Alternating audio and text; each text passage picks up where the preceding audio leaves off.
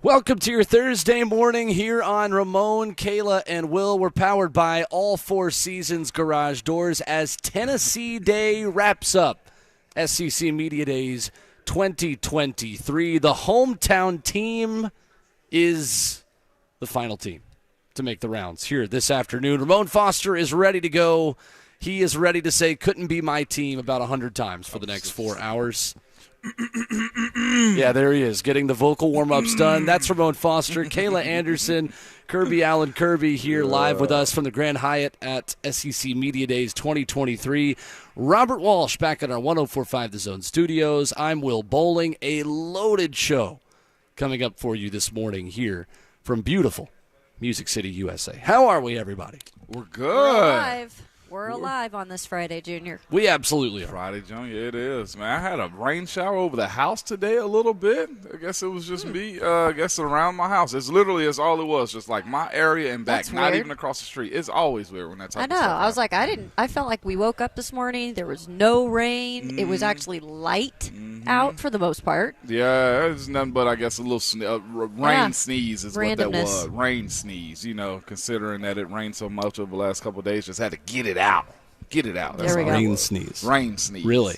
I was wondering when you were going to be like, really, Ramon? Essentially, Ramon, Kayla is in the cartoons where you would just have one cloud over one person. Yes. Yeah. Yes. Like you're in a Looney Tunes and it situation. follows you wherever you go. Yeah, but that's in right. this case, it didn't. It didn't. Looney Tunes is by far one of my favorite childhood cartoons. Oh, ever. me too. To this That's a day, good one. probably. Yeah, Looney Tunes is fire to me. Ramon is going to try to conjure that over Mark Stoops in Kentucky as they walk around the SEC Media Days floor today.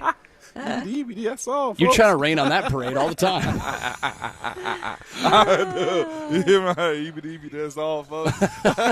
Are any of those characters still Ridiculous. allowed to be on TV, or are they all canceled I too? think Bugs Why would is they be still canceled? good. Because they've canceled so many characters. Pepe Le Pew got Yeah. canceled. He Pepe deserved Le Pew though. got canceled? Yeah, He was- yeah. He was In this economy? In Yeah. this climate, yes. he was a bad boy. Pepe, but he got away with it for did. years. Is that surprising?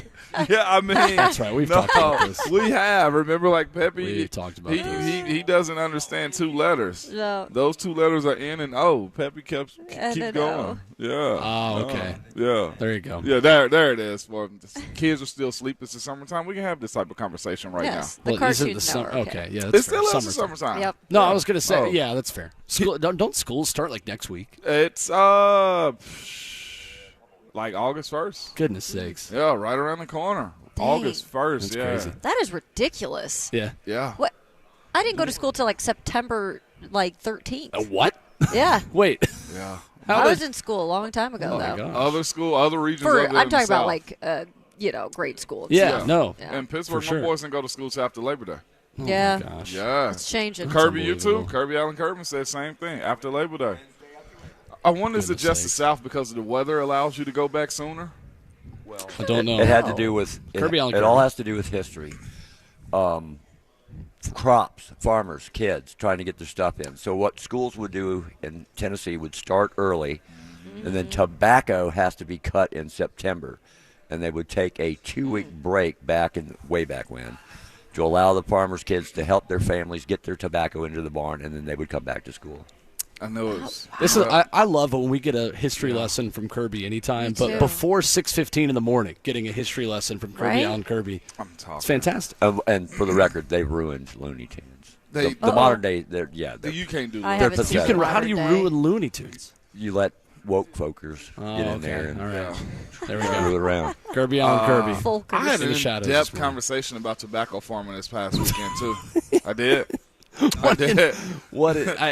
How does that just naturally come up? Or I'm guessing you're at a baseball game You because that's where you doggone spend. better believe That's it. where you spend 100% of your free time, Shout just out to watching my- your kids play baseball. You better believe it. Shout out to my guy Sky, who's a tobacco farmer, man, in Robertson County. What they like in Tennessee, they mostly farm the wrappers, not the filler. The filler for tobacco is not necessarily grown here. They grow the actual wrapper for cigars. Actually, They very grow popular. wrappers? Wrappers, yeah. Yeah, the I'm not a tobacco rapper. leaf wrapper. Oh, Yes. the tobacco leaf wrapper. All light Okay. burley, Yep. Interesting. and it's not fun to do. Yeah, talking about like drying it out and selling it and stuff. You Sure. know, and I told him though this too. Y'all know me, okay? When Mm-hmm. there's something I don't do know know, you. I'm gonna ask a million questions. I say, hey, That's a Scott, fact. That's That's are a you fact. ready? Your words Okay. have Yeah. never Do you been have an spoken. hour? Are you ready to like be bombarded with all my questions? Like, let's go. I was like, so I sat there and we had a real interesting conversation about tobacco and other crops too. That's interesting. Yeah, There wheat you go. actually puts back into the ground too. Like corn takes a Wow. lot out of there. We've had this conversation, I feel like, before. I could tell you guys all about that. And also I found out when I told you like I stayed in front of a cotton field when I was younger, that those pesticides that they were dropping out of that airplane was probably pretty bad They're not for good. everybody Yep. around us. But we were mostly in the house when they were doing that type of stuff. But yeah, crop dusters I don't think really Yeah. are around anymore because There's of- some that they got crop to keep dust those chemicals on the ground. in Yeah, out of the vicinities air. like this. Crop dusters do. Fascinating. Any Do other live. science lessons this morning That was before we it. get to the football? Okay. Now, the other science stuff right now, go Vols. Okay, That's all there I you got. go. Yeah, that's all I Perfect. got. That's all I I was got. going to say, as long as those farmers get their corn from a jar, you're happy. 615-737-1045, the number. Not my most seamless That was transition, good but right coming up this morning, a loaded lineup starting with Coach Dave McGinnis at 7:20 as we get his reaction on DeAndre Hopkins only the way he can give it. With our weekly visit with the head coach of Titans Radio. Andy Staples of On 3 at 8 o'clock. Jim Nagy, the executive director of the Reese's Senior Bowl, joins us at 8:20. Dave Hoooker from Off the Hook Sports, longtime Tennessee writer and host, will join us at 9 o'clock. And then our guy Jayson Swain joins us Swizzy. at 9:20. The day after Tennessee has added one of its best wide receiver recruits in the 247 and Rivals era, in the time that we have been ranking recruits the way we have. More on that as the show continues this morning, as well as Josh Heupel adds five-star receiver Mike Matthews, who picks Tennessee over Clemson and Georgia yesterday afternoon. And it's fitting that we have Swain on because Swain was what to UT? Swain was one of the other most highly touted wide receiver recruits in the last 25 years. Yeah. Yeah, we were just talking about the wide receiver room, for Tennessee this year and just how much impact can some of these younger players make. And I said, this is going to be a nonstop thing. And Yep. you get another commit now, and the competition raises in that room. I think it's only a good thing when you have that, kind of caliber wide receiver room. Oh, yeah. To just continue to kind of push each other and make each other better. I mean, the strong will survive in that case. Well, that's what you got to have. You got to be able to get to a point, and I'm hoping that we do, as we talk about these commits, where you can actually pick and choose the ones that you want to come to your university, and that right there is the teams that play for championships.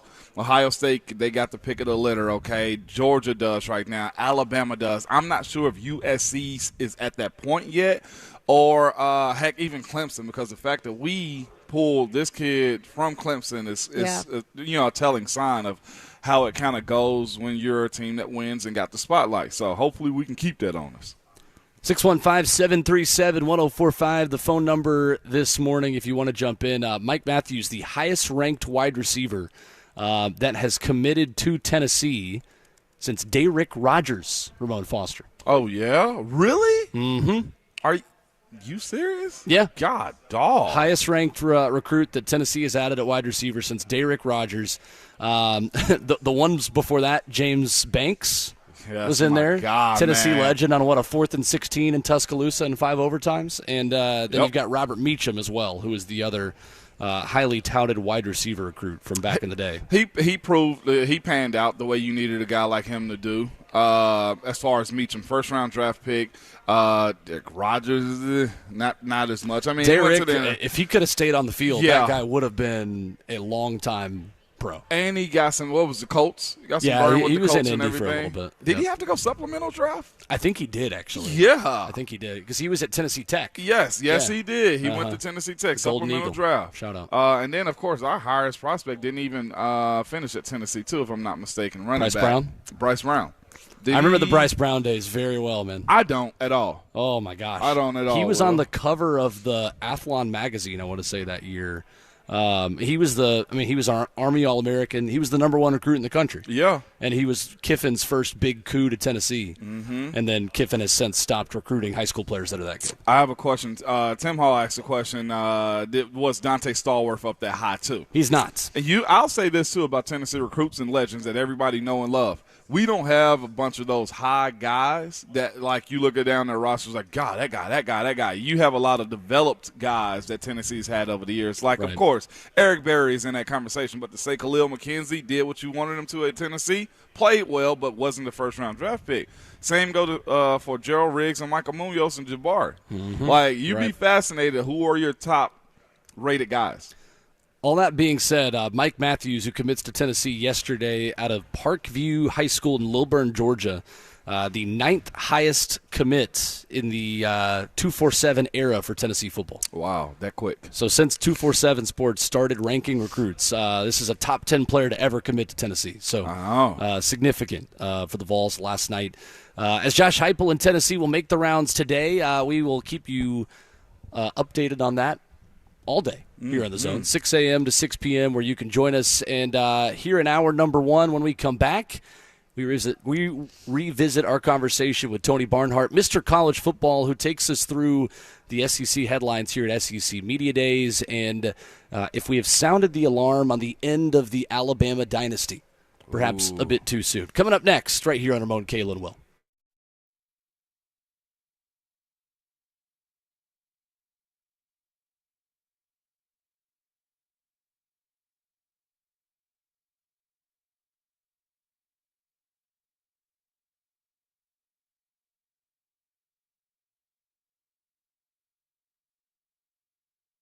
We talk all the time. We talk all the time about diamonds at Genesis Diamonds. That's their specialty. But diamonds are not a side business with Genesis. It's at the core of who they are. That's why Genesis has 30-plus year connection in the industry. It's how they can truly cut out layers of middlemen and their markups. It's how Genesis can maintain diamond selection that's up to 30 times what you find at other stores. This is a diamond powerhouse, whether you are looking for a half-carat or a 20-carat diamond. But don't forget, Genesis has case after case of exquisite fashion jewelry as well. Earrings, bracelets, pendants, bands, colored gemstones, gold jewelry, the list goes on. And Genesis is partnered with all the top designers in the jewelry world. Top designers from New York and California with handcrafted pieces, one-of-a-kind heirloom jewelry also. And on top of all of this, Genesis has one of the largest selections of luxury pre-owned Rolex watches in America. If you're dreaming of a Rolex, come see the pristine pre-owned models that they have in stock right now. Hundreds to pick from. Best part about Genesis, the people. Nobody's on commission here. They work in your best interest, and they have a passion for making every customer a raving fan. Whether you need jewelry, this is hands down the best place to go. Genesis Diamonds, located in Green Hills and Cool Springs.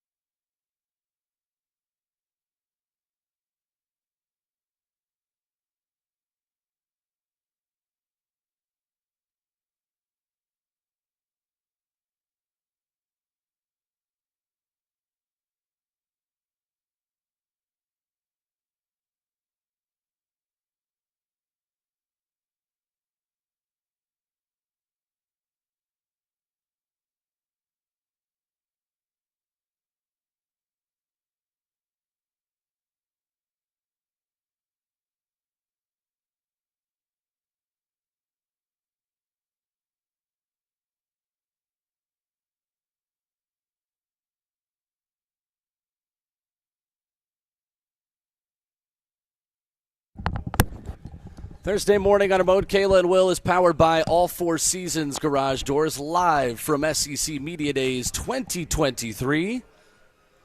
All of our coverage here on The Zone presented by Spring Hill Heating and Cooling and Advanced Hair Restoration, 615-737-1045. How you jump in on the conversation as we go to a great conversation with Mr. College Football, Tony Barnhart, here at the table on RKW.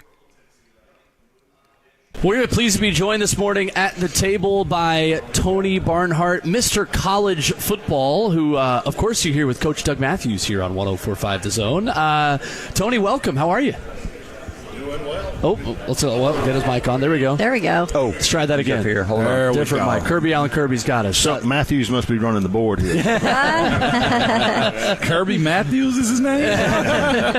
No, it is good to be back in Nashville. And, yeah, you're right. Coach Matthews and I have way more fun than we should have on that. Fair. Than the law would allow. And then we bring in Charles Davis, and then Charles and I completely hijacked the show, and Matthews has no idea what's going on. That's perfect. That's perfect. Well, tell us what you were doing here on Radio Row. I know you were representing Bobby Dodd, Coach of the Year Foundation Board. Just tell us about this watch list that's got some outstanding names on it, and just what you guys, the discussion is about this week. Well, the Dodd Award, the Dodd Trophy, presented by PNC, is a different kind of Coach of the Year award. Now, in Coach of the Year, you got to win games. We all understand that. Mm-hmm. But the Coach Dodd, the legendary coach at Georgia Tech, believed in honesty, integrity, service, academics, all those things. And there is an academic component to this award. You have to have at least the 980 APR to get on the watch list. And it puts an emphasis on winning, puts an emphasis on academics, it puts an emphasis on community service. And we have people who do all these metrics for us. And so just to give you an example of how it's different, last year's winner was Willie Fritz from Tulane. Yeah. And you know how his season ended. Great job. And one of the neat other things we do is as a board, we travel to the site where the coach is. We have the award on his campus so he can be in front of his coaches and family and players and all that. We show up at Tulane earlier this year, they bust us over there. And when we got there, all the Tulane players were dressed out in their jerseys and were there to escort us around the campus and stuff. Yeah. So it's a different kind of award, and I'm proud to have my name attached to it. Absolutely. Tony Barnhart, our guest this morning here on Ramon, Kayla, and Will. Well, let's talk about all these teams and just all the storylines going on around us, because you've got a lot of contenders this season, and it feels like in the SEC West specifically today, Tony, with Alabama making the rounds. Mm-hmm. Our conversation today has been, have we prematurely sounded the alarm on the end of the Bama dynasty? You are suggesting that we in the media would do something prematurely. Of course. That we would make a decision before all the facts are in. I can't imagine such a thing. No, look, I said, look, you bet against Nick Saban at your own peril. Yes. Okay? And everybody says, well, Georgia's won 2 in a row and Alabama's got to figure out their quarterback, so it must be over. No, it's not over. And logically, should you pick LSU to win over Alabama in the West? Yes, you should, because LSU has a proven quarterback, which not many people have. And Alabama's working on it. As Coach Saban told us, I met with him and some other reporters this morning. He says, Grandma Saban used to make the best cakes in the world, but I would hover over the oven saying, when is it going to be done? And Grandma Saban, the wise one, said, if you pull the cake out too early, it'll turn to mush. And said, that's where we are. We're baking the cake. It's not done yet. So nice. Now, but you should still pick LSU because they got a proven quarterback, which is why I've never paid attention to logic or let facts get in the way, which is why I'm picking Alabama to win the West. Okay. On that same accord, you had Hugh Freeze kind of mentioned yesterday as far as the king talking. I think he was talking about Saban and whatnot. Was it wise of him being back in the SEC to kind of bring that up as far as saying he's coming for him? Well, here's the thing. When you're the head coach at Auburn, Auburn fans didn't want to hear anything but, we're going to beat Alabama. Mm-hmm. When Pat Dye got the job at Auburn, 90, whatever it was, somebody asked him in the press conference, he said, Coach, how long is it going to take to beat Alabama? And he said 60 minutes. One of the great all-time answers ever. Same thing. Listen, the fans are excited about Hugh Freeze because he's got a track record. He knows how to develop quarterback. He knows how to call plays. He's a good recruiter. He can do all those things. And so he needs to be on the aggressive. Yes. He needs to be aggressive, be on offense and not on defense. Well, that statement yesterday definitely helped spark that up, I feel like, for sure. Absolutely. But that's what makes it fun. It is. That's what makes it fun, you know. We don't have Steve Spurrier anymore to make jokes about Georgia suspensions and can't spell citrus without UT. So I'm glad somebody's bringing the quotes for sure. In terms of, we were just talking about, Bama, quote unquote, taking a step back. Is it also just a lot of people just looking at Georgia now and saying what Georgia has done and them moving forward could be even why this is even a thought? Well, yeah, they've looked at what Georgia's done, which is truly remarkable. It's hard to win one in a row. It's doggone impossible to win two in a row, and you can't, and three in a row, you can't do it. Nobody's done it in the modern era. And so, but I'm always amused when people, on a body of, Georgia's done a great job. Kirby's done a great job recruiting, and last year was a magnificent year for them. But people said, well, therefore, Nick Saban's going back and Kirby's going forward. No, they're right there. Yeah, they're right there. And Alabama, if Alabama plays Georgia for the SEC championship in Atlanta, and Alabama wins, guess what? That flips the script, and we're back to where we were before. So, and you look at LSU right now too, getting some steam, earning more steam here ever since Ed O has left. I mean, how long until they're back in the talk of a national championship? I think they're back there now. Really? Okay? They're talented. People are going to have to get used to the fact that Brian Kelly is a really good football coach. First and foremost, I've watched this guy. I followed his entire career. He's the all-time winner at the University of Notre Dame. That sort of counts for something. Sure. Oh, yeah. Okay. And people were just saying, well, I don't know. No, the guy's he's a great coach. And look, LSU has always had players. That has never been a problem at LSU. And so they are there. And it's real simple. If they win the SEC West and they play Georgia in Atlanta and they beat Georgia in Atlanta, guess what? They're in the playoffs. Right. Yeah. And so they're in a position to win the national championship now. Have we gotten to a more level playing field as far as team to team, or better? I guess more teams in the show where it's not just the top two and everybody else. It seems to be more putting their hand in the pile. Well, and what's interesting, I think it's Alabama and LSU. The other schools in the conference here's the thing: the middle class of the Southeastern Conference is as strong as it's been. Okay. I think you got Georgia and Tennessee in the East. Nobody is quite right there. I think you got Alabama, LSU in the West, but everybody else is good. There are no bad teams in this league. Right. And every league has bad teams. This one does not. Tony Barnhart with us this morning on Ramon, Kayla, and Will. There is a chance, Tony, that by the time Georgia comes to Knoxville in mid-November, they've been a 2-touchdown favorite in every game. If you're looking from the Tennessee perspective this year with Joe Milton and all the changes and the 3/4 of the production that the Vols have to replace on offense, between Alabama on the road and Georgia at home, which is the more reasonable upset opportunity for Tennessee this year? I think the more reasonable upset is Alabama because they've beaten Alabama. They know what that feels like. They hadn't beaten Georgia yet. And so now, when we get to November 18th, the world could be a lot different. Right. Okay. Sure. And guys could be hurt and all that kind of stuff. But I will say this: if both of those teams are undefeated on November 18th. That's going to be something special. It really is. We thought Knoxville was loud when the goalpost came down this past October. That might be a new record in Knoxville if that happens. Absolutely. Do you get up for any particular game? I just have to ask because you're very reserved. I saw you talking to Jimmy the other day. You was just super chill and everything. Do you get up for anything? I am so old. This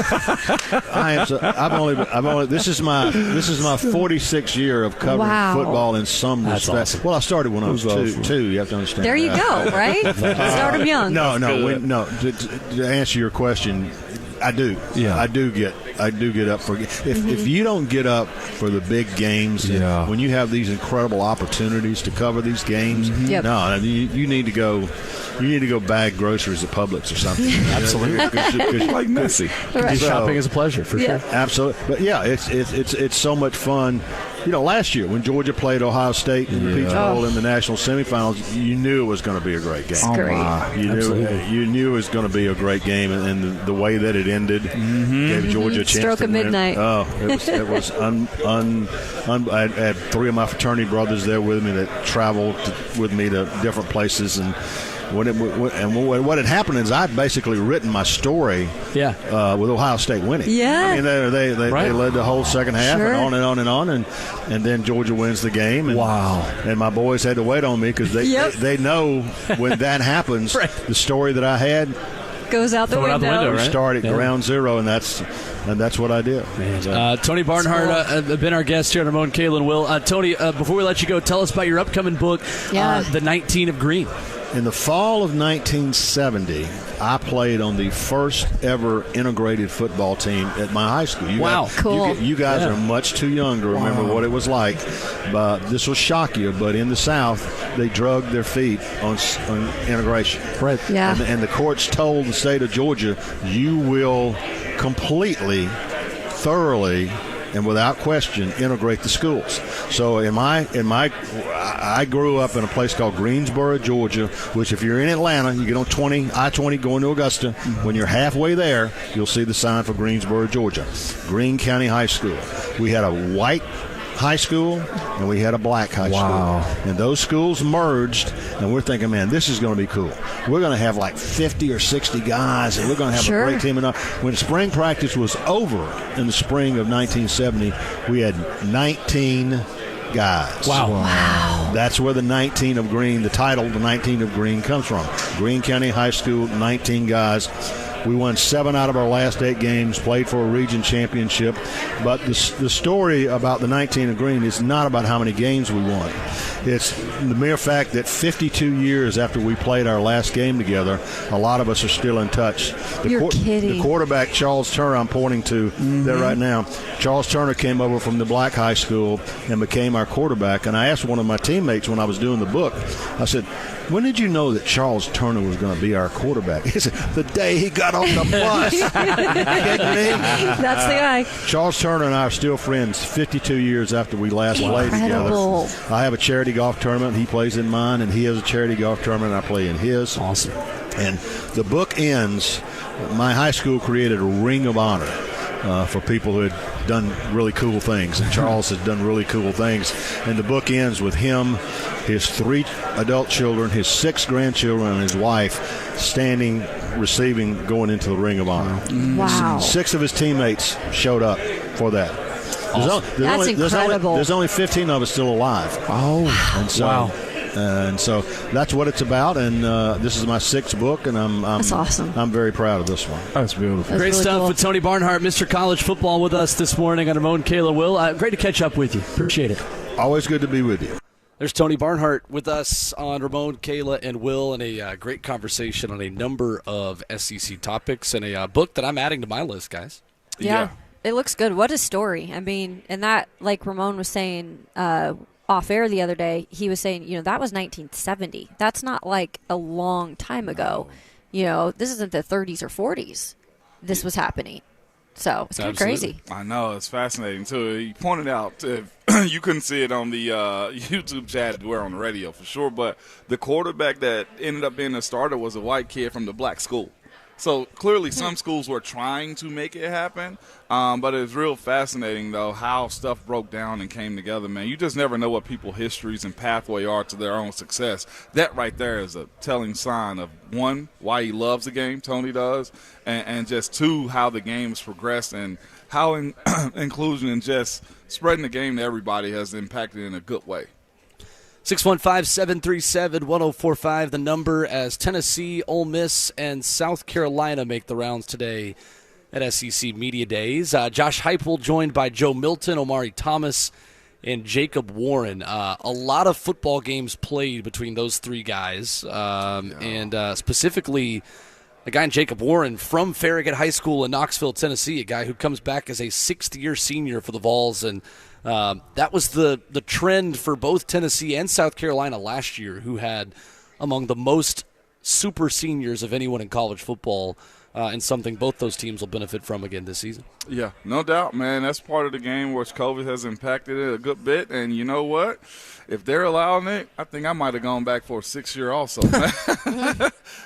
like seriously, like after understanding the money that they can make and, kind of sustain for themselves and how they can really go about carving out a career for themselves before they hit the work world, the workforce. That right there is huge. Well, and if you're on a team that is having success on top of it, a lot of these guys, maybe they're not feeling that like they're NFL ready, or they just want to enjoy the college experience, which sometimes is a little overlooked now. Not everybody's going to the NFL. That's what the hope is. But I think it's cool too sometimes for these guys to just like enjoy it while they can, and they're playing on a good team that's competitive in the SEC. Yeah. It's like you kind of soak it up while you can. You do. And the fact that sometimes you just don't know if you're going to be drafted. Are you good enough to be a pro? That self-doubt goes, in a lot of different ways. And for guys that want to make sure they make a strong case for themselves, going back for another year if allowed and know you're going to play a role is huge. Just like Josiah Jordan-James, right?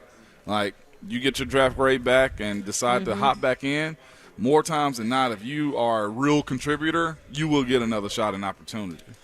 615-737-1045 if you want to join us as we broadcast live from SEC Media Days 2023. And coming up, Saquon Barkley is on podcasts and talking about not playing a season. And, again, this is maybe Le'Veon Bell 2.0 for Saquon coming up this training camp. The headlines around the National Football League as we get ready to talk with Coach Mack in Hour 2. Coming up right here on Ramon, Kayla, and Will.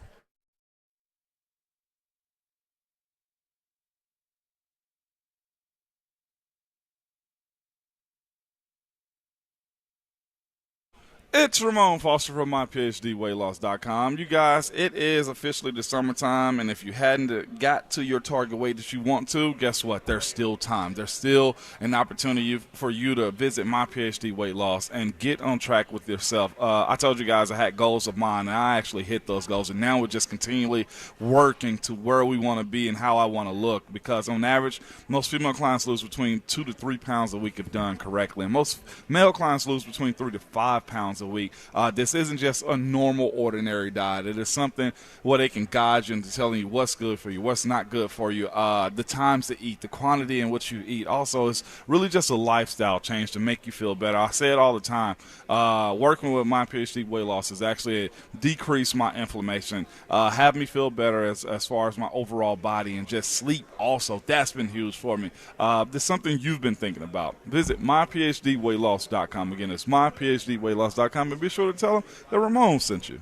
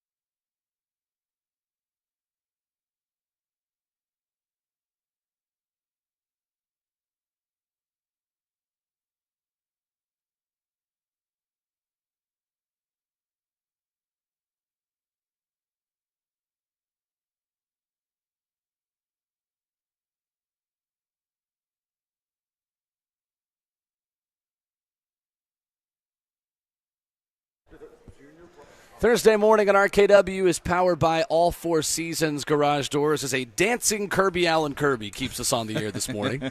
Really wish that was on the F&M Bank chat, but we charge extra for that. 615-737-1045, our number with Ramon Foster, Kayla Anderson, Robert Walsh back in our 1045 The Zone studios. I'm Will Bowling. Saquon Barkley is doing podcast interviews, guys, and that is step one in a holdout. Go on somebody's podcast and complain about your team and your contract situation. Yeah. How much is this tag this year? Over 10? $10.091 million. This is just my standpoint. I'm never a guy that wants to give money back to the owners. He can't win this one as it stands right now. Unfortunately, he cannot. Unfortunately, and I think that's more fact than it is fiction, right? At least for this year. If you're good enough to lose 10 M's, $10+ million, hey, hats off to you. But I've said this before when it comes down to guys, and I understand the push when it comes down to people mentioning the union should do more. But it's guys like Saquon, superstar guys like Tom Brady, Aaron Rodgers, heck, even Derek fighting for this position, that when it comes times for guys to speak up for the union and for the players, you should do that then, instead of in the middle of a CBA where you can't renegotiate anything and the only power that you have is to hold out, and the only person losing in those situations mostly is the player. That's my only issue. And the biggest issue for Saquon Barkley to me is this. They do have Eric Gray. I'm not saying Eric Gray is a bona fide Pro Bowl type of back right now, but we know Eric Gray can play. They got other running backs on their roster too that's going to take snaps in place of you not being there, Saquon. Yeah, Saquon, I heard the podcast, and, it was interesting because it's not like he made his mind up completely yet. Yeah. Like, he definitely said it's something that I never thought I would be in this position, even having to think about or ponder of, doing a holdout. But at the same time, if it comes down to it, that's something I might have to do. So I'm interested in, there's a little gray area of, are you really going to do it, or are you just kind of trying to hold your stance right now so you can get that contract, which I understand. I also thought it was interesting, too. Brady Quinn brought this up this morning on Two Pros and a Cup of Joe before us, and he said, the only thing I can think that they could figure this out is if Daniel Jones did some restructuring of his contract, which I thought was interesting. Yeah. And he said the only reason why I bring that up is because if you don't have Saquon, that makes Daniel Jones' job that much harder. In a guy who's really proven it, this last year and gotten that new contract. So I thought that was an interesting thing to bring up, too. I'd push back on that just a little bit because I feel like they got a guy that can do similar things to what Saquon is capable of doing, meaning Eric Gray. We know him, of course. If he was in that Tennessee offense this past year, I think we'd have saw a lot more out of him out of the backfield. Efficient enough at Oklahoma also, and still a draft pick. He is capable, and that's the thing about it. If we can't get one Saquon to do all things we need him to, and I'm not comparing. Eric Gray is nowhere near. Right. Experience-wise, talent-wise, whatsoever, as it stands right now. But they will continue to move forward and adjust that offense. And that's what sucks for Saquon is they will act like he's not even an item. I've seen this happen first place. We didn't mention Le'Veon's name. We didn't mention the plays he used to run. We didn't mention the style of run. None of those things was a factor when he was outside of the building because coaches and also the players, they zone in on what's in front of you right now. And the other thing is this, the public perception of what Saquon is doing. Cousin Danny in the F&M Bank chat said this. I don't really know why that's unfortunate. I guess him holding out. The running backs whining about getting 8-figure contracts is beyond tone deaf. Why is it tone deaf? Because nobody wants to hear the rich guy complain about issues. I don't know why. I don't know how it could possibly be tone deaf that a player wants what they've earned. And the public perception that running backs aren't that important. Yeah, they're getting paid less than kickers, so I don't think it's tone deaf at all. Well, it's not tone deaf, but nobody wants to hear their arguments anymore as it stands. And here's the one other thing I'll add to that. I'm with you. Some of these running backs that are playing for these big-time teams, and the Giants are big. It's big brand team, and that's Saquon Barkley. They've marketed the heck out of that guy. That is a guy, when you think of the Giants, I don't really first think of Daniel Jones. I think of Saquon Barkley. Yep. So it is something that they do make money off of these guys in many ways, being a brand for them, being a face for them. Yes, and what sucks behind his situation is this, y'all, too. They've actually built to actually sustain after Saquon. They've drafted early in the offensive line. They got guys that have been there who are first-rounders, too, and free agents. There are 2 tackles that they have right now. Evan Neal was a high draft pick, if I'm not mistaken, last year. Tyree Phillips is a free agent guy from it. Andrew Thomas is a first-round draft pick, too. They have guys in place to just make the running back position, if they need to, a plug and play. And I'm not saying it's right. It's not at all. They deserve their just due. But it should have been done 3 years ago when we was fighting for this new CBA. Yeah. The exact quote from Saquon Barkley says, you want me to show my worth? You want me to show how valuable I am to the team? I won't show up. I won't play it down. That's a play I could use. Mm-hmm. Yep. I mean, you could use it. I mean, you're probably going to get paid by somebody next year in 2024, but you're going to lose a lot of money in the process. And the life of your career. I mean, genuinely, the way this went with Le'Veon Bell when he was given a payday by the other New York team after he did the exact same thing didn't go too well for him. What do you – if that was you guys, I just want to ask y'all real quick. Are you showing up? Are you taking the money, or do you stand on it and say no? I think I'm showing up, and then I'm showing up to my union meetings as much as I possibly can to try to change it. I mean, it genuinely believe the only solution to this for the running back position is if running back salaries in terms of rookie deals end a year earlier.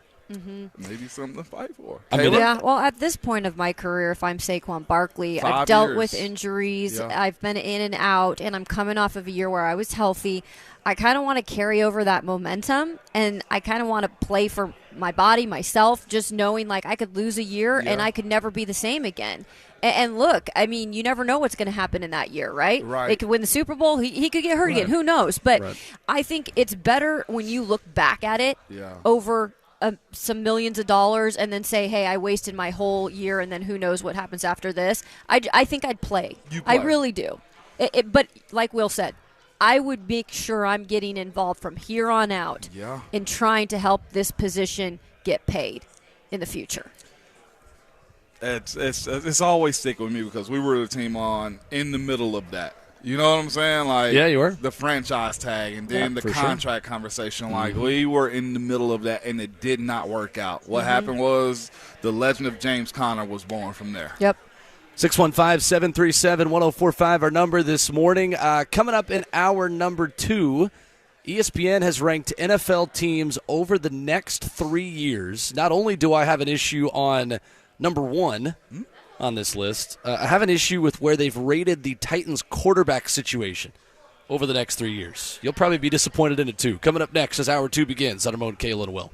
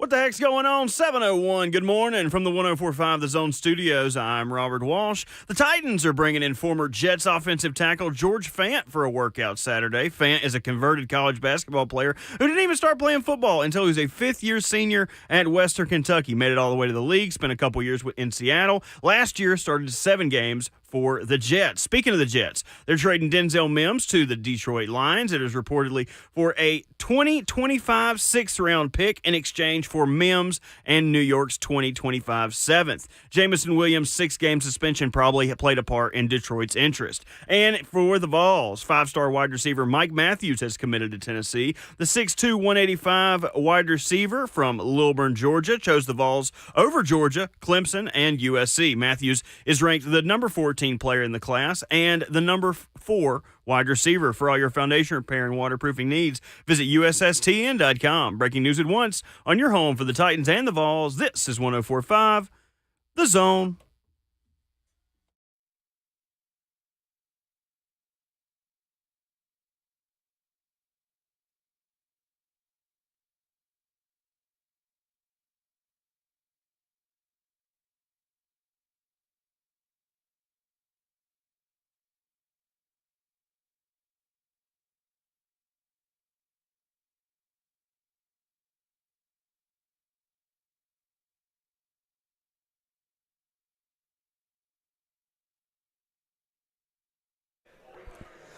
Seven a.m. on a Thursday morning, a Tennessee Thursday on Ramon, Kayla, and Will. We're powered by All Four Seasons Garage Doors. When trust matters, count on All Four Seasons Garage Doors in Nashville. Professional garage door installation and repair from a locally owned and family-run business. Visit allfourseasonsgarages.com/Nashville. Alongside Ramon Foster and Kayla Anderson, Kirby Allen Kirby here at the table live from SEC Media Days. We've got Robert Walsh back in our Midtown studios. I'm Will Bowling. Ole Miss, South Carolina, and Tennessee, the final 3 teams in this, the final 14-team SEC Media Days. Woo. Look at it that way. I had someone tweet me today who I worked with in Tucson when I covered Arizona, and he goes, I can barely survive one Pac-12 media day because it's one day. I don't know how y'all are doing like 4 days straight. Whoa. Yeah, whoa, it's one whoa. day. Just One means more. day? It's one day. Yeah, it's one day in Yeah, Vegas also. in isn't it? Well, Yeah. in Vegas, so I guess double that's 2 that. days. At least, Honestly, right? one day in Vegas might as well be 3 days everywhere Yeah, else. that's true. You got to account for all the other shenanigans. Their media day is only one day? It's One day. Pac-12 Media Day. Isn't that crazy? I don't even want to disrespect your conference like that, Well, Kayla. I disrespect Couldn't my be my conference, so I mean, what's left of it wait. at least. Oh, my gosh. It is, And- yeah, it's weird. I think they just recently changed that, But though. we went through a little bit of the Pac-12's TV deals too yesterday. Speaking Mm-hmm. about that, by how they're looking to get a $1 billion deal. Yep. But they're like, you got a team like Colorado that's. Did you hear the latest? No. What's the latest on that? They one? saw the deal for the most part, and I think they're Colorado. they're okay with it. I think this is all going to become Goodness. official soon, so they don't There you have go. plans of leaving. Is what I have heard. That's the sources right now. Okay. So The thing about Apple TV, if they do end up getting Pac-12, Yeah. I can speak on this obviously because that's Major League Soccer's TV deal. exactly. With Nashville SC, I would imagine that they will use the same technology we have used on our radio broadcasts, where you can click a button and sync up the hometown radio call with the TV broadcast. Yep. That technology exists. Yep. And I would imagine actually that since radio broadcast teams travel for every team in college football at the Power 5 level, you'll actually be able to have home or away radio broadcasts Yeah. Wow. synced up with TV. Yeah, So that'll be cool, actually. I'm biased, but Apple TV, and the dollars are not going to be ideal. Yeah. No, obviously. it's No, And they're the not. money that they're going to be able to give the Pac-12 is not going to be as ideal as Yep. what the Big 12 and ACC have had, and of course the SEC and Big SEC, 10. yeah. But I think Apple TV actually has done a really, really good job. I would agree. And they keep on kind of adding stuff. That's the Yeah. thing. Like, they're adding stuff each and every year. So if they add Right. this Pac-12 deal, now Yeah. you've got some Major League Baseball. You've got MLS that's very, I feel like, successful right Yeah, now. for sure. It's like, what else do you... NFL? Thursday nights? No, yeah. Yeah. Prime. That's Apple, Prime. yeah, not on Prime. Apple. Prime. Yeah, Prime. But I could see them in the future That's regular TV also, too, right? Thursday night? You can get it on... in market. Yeah. In market. Depends on which local station. It's like on local. Yeah, right. 615-737-1045, the number. A very busy show this morning. Coming up in 15 minutes, Coach Dave McGinnis with us talking DeAndre Hopkins and Tennessee Titans. Andy Staples at 8 o'clock. Jim Nagy from the Senior Bowl at 8:20. Dave Hoooker, longtime Tennessee writer and host, at 9 o'clock this morning. And Jayson Swain at 9:20, our good friend from Sports Radio WNML, who I'm told will be here in person. Yeah. Hollywood making an appearance before his show starts. I don't know if I've met Swain. Have you not? I thought you did in Knoxville. You didn't? Did I? Maybe I did when he came by quick, but I don't know because we were doing the pregame show for Alabama. Right. You didn't go down in front of the stadium. Okay, No, That's so right. I haven't met yeah. Swain. No, you haven't met Swain. Solid dude. He'll be a good conversation. And I just got to mess with him a little bit, too, to be like, man, you were one of the highest-rated guys we recruited, and now they got taken over by one guy, Mike Matthews. Oh, yeah, that's right. Yeah. He's up there. He's up there. Swizzy's up there, though. So ESPN, guys, ranked NFL power rankings over the next 3 seasons. If you had to guess who the number 1 team in the NFL was projected over the next 3 seasons, who would you say? Kansas City. Kayla? Ooh, I'm thinking future, Maybe what they I have. answered too soon. I got Kansas City. I'm going to go Kansas City. Kirby Allen Kirby, what did you say? Kirby Allen Kirby is correct. Okay. ESPN has the Philadelphia Eagles ranked number 1 over the next 3 seasons. And it's essentially because the aging weapons in Kansas City that you can't project out for 3 future seasons. Okay. Saying Travis Kelce's 34 this October. The Chiefs' biggest advantage is Mahomes. And who knows what the weapons look like in addition to Mahomes over the next 3 seasons. Yeah. But essentially, ESPN gives a grade for 5 different categories here. Overall roster minus quarterback, quarterback, coaching, draft, and front office. Okay. The Tennessee Titans come in at number 22 on this list. But, guys, the issue that I have is that the quarterback ranking that ESPN gives the Titans over the next 3 seasons is 29th in the NFL out of 32 teams. Oh, wow. Even with Ryan this year. Even with Ryan Tannehill. ESPN.com and ESPN Plus. And the reason for concern is, what is the future at quarterback? Ryan Tannehill, obviously, in the last year of his deal, they write, we have no idea what Levis or third-rounder Malik Willis will ultimately become, so there's got to be nothing but concern in Nashville. When it comes to the most important position in sports. Tennessee was 30th in pass yards last season, and that's ESPN's Louis Riddick who writes that on ESPN+. Who I do respect a Absolutely. lot. They have the Titans ranked 28th in overall roster over the next 3 seasons, 29th with quarterback play, 11th in coaching. So I remember our buddy, what was it, Greg in Mississippi, who got upset when I said Mike Vrabel was a top 10 coach There we in the go. league. Was a top 5, whatever it was. Not far off from that. Yep. Greg. Draftability, they have the Titans at 18th. I think that actually is maybe a little lenient. And front office, 18th. Fair to put the Titans in average or above average for a guy that we don't know what he is yet in Grant Carthon. So I think 29th is a bit disrespectful, but perhaps speaks more towards the uncertainty in Tennessee that is not necessarily there for many other teams who in 3 years will be able to say the quarterback we have now will still be our quarterback then. I don't know if the Titans could say that at this point. Yeah, it's fair. It's a really tough place to be in the middle, right? It's almost like sometimes you want to be bad so you can just get those high draft picks and just get going on a new regime. Now they're in that middle spot again where they're a mid market for the most part, and they're in the middle. They're not going to get the respect that some of these other markets are getting. Even a Jacksonville, who knows now they are going to have Trevor Lawrence for the foreseeable future, and some young guys that they've recently drafted because they were so bad. It's a little disrespectful sometimes with some of these things in terms of where they rank them. Like the quarterback position right now is Ryan Tannehill, it is. And until he's gone, guys, I really don't think you should consider anything else. Like right now, it's Ryan Tannehill. It could be Tannehill next season, right? Could be also. I get the uncertainty with Will Levis, but that's what all these teams go through, right? Exactly. So I'm a little 1 foot in, 1 foot out on that, but I get it. And I respect Louis Riddick, so. I respect Louis Riddick also in this. But it sucks, though, because to your point, Kayla, the only way you can get a young budding quarterback is to suck enough or find a guy like Jalen Hurts. Like, those are the two answers to actually saying, yes, our outlook for the future, at least the early stages of it, is to be bad. And I don't know if this team's going to be bad because the defense is always good enough to keep you in games. Like, to be bad of a team, like, you got to have a very rocky defense and a very rocky offense with a coach that's about to get fired most times. You know what I'm saying? Like, that's the part of it that sucks. So to say that the Titans got to live in a world of look to where they got to say to themselves, we may only get second and third round quarterbacks, because the back half of the first round quarterbacks, you still have the same questions that you do in the second round.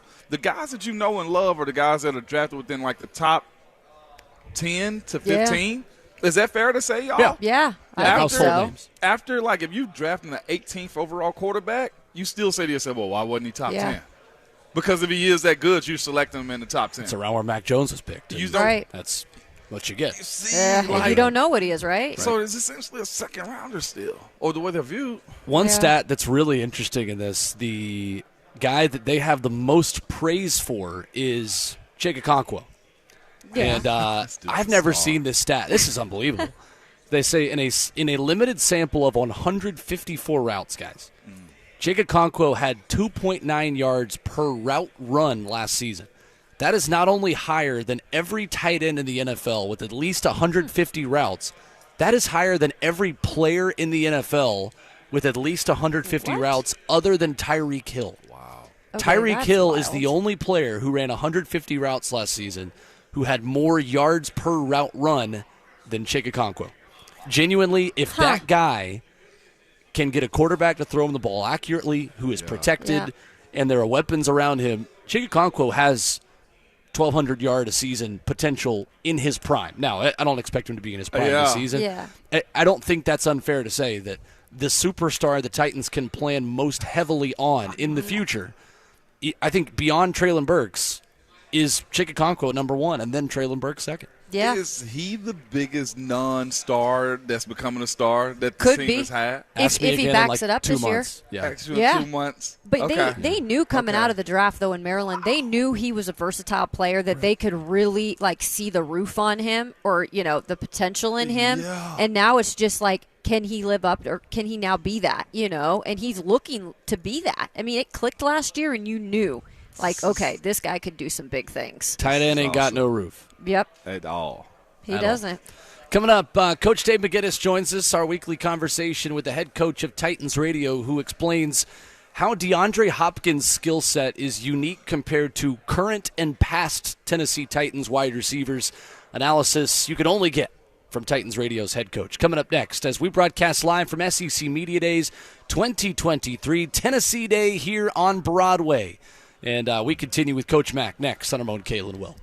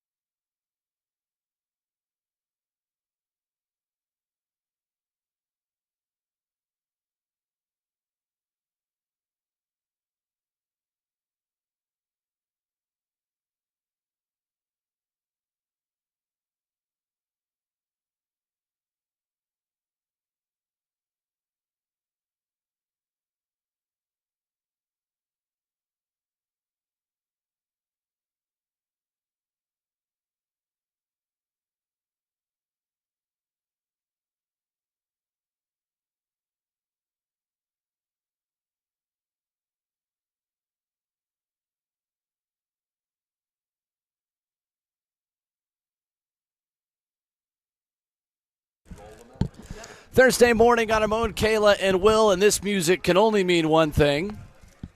It is time to talk to the most interesting man in football, Titans Radio's head coach, Coach Dave McGinnis, with us every Thursday at 7:20 here on RKW. A week full of talking ball and a perfect time to bring Coach Mack into the conversation as we broadcast live from SEC Media Days. Coach Mack, how we doing? I'm doing great. I was probably with most of those people that are down there today last night at a great event. Y'all have Jim Nagy on. I was with Jim last night, the SEC Network people, and Greg Sankey, and just start naming about 200 of my closest friends. Anyway, it was a great event. I tell you what, to a person in that event last night, they couldn't praise Nashville more about having the SEC Media Days here. They were absolutely loving it. They were loving it, and it was. That's good to hear. No, it was great, and Jim Nagy. I mean, I've always been a big fan. I think he and his wife are coming back in a couple of weeks, so I'm going to take them to dinner. And but they could not say. I mean, from top to bottom, they couldn't say enough nice things about being in Nashville. And I said, well, you're right. If you don't like Nashville, there's something wrong with you. It's a guy that knows ball. Absolutely. Tell him, Coach Mack. We've got Jim Nagy coming up at 8:20, Coach Mack. Planning on talking to him about just a number of the prospects that have been here. And before we get to DeAndre Hopkins and the Titans and the very big week for the Titans, I wanted to ask you about Brock Bowers, the tight end from Georgia, who kind of made headlines earlier this week saying, I want to win the Heisman, and he wants to be seriously considered for the Heisman. How unique and rare are that guy's skills as a sophomore last season, now going into his junior season at Georgia? Well, he's one of the best. I mean, he really is. I mean, he vetting film for the draft last year. I mean, he stood out big time. And I mean, he's gonna look. This guy's going to be a top 5 pick next year. And of course, all those aspirations are nice, but somebody's going to get him, and he's going to catch a lot of passes and make a big offensive impact wherever he goes. And it just goes with, and I'm sure you'll talk to Jim about this, too, because he's so dialed into what's going on, in all of collegiate football, but the Southeastern Conference, especially. I mean, it just goes to show.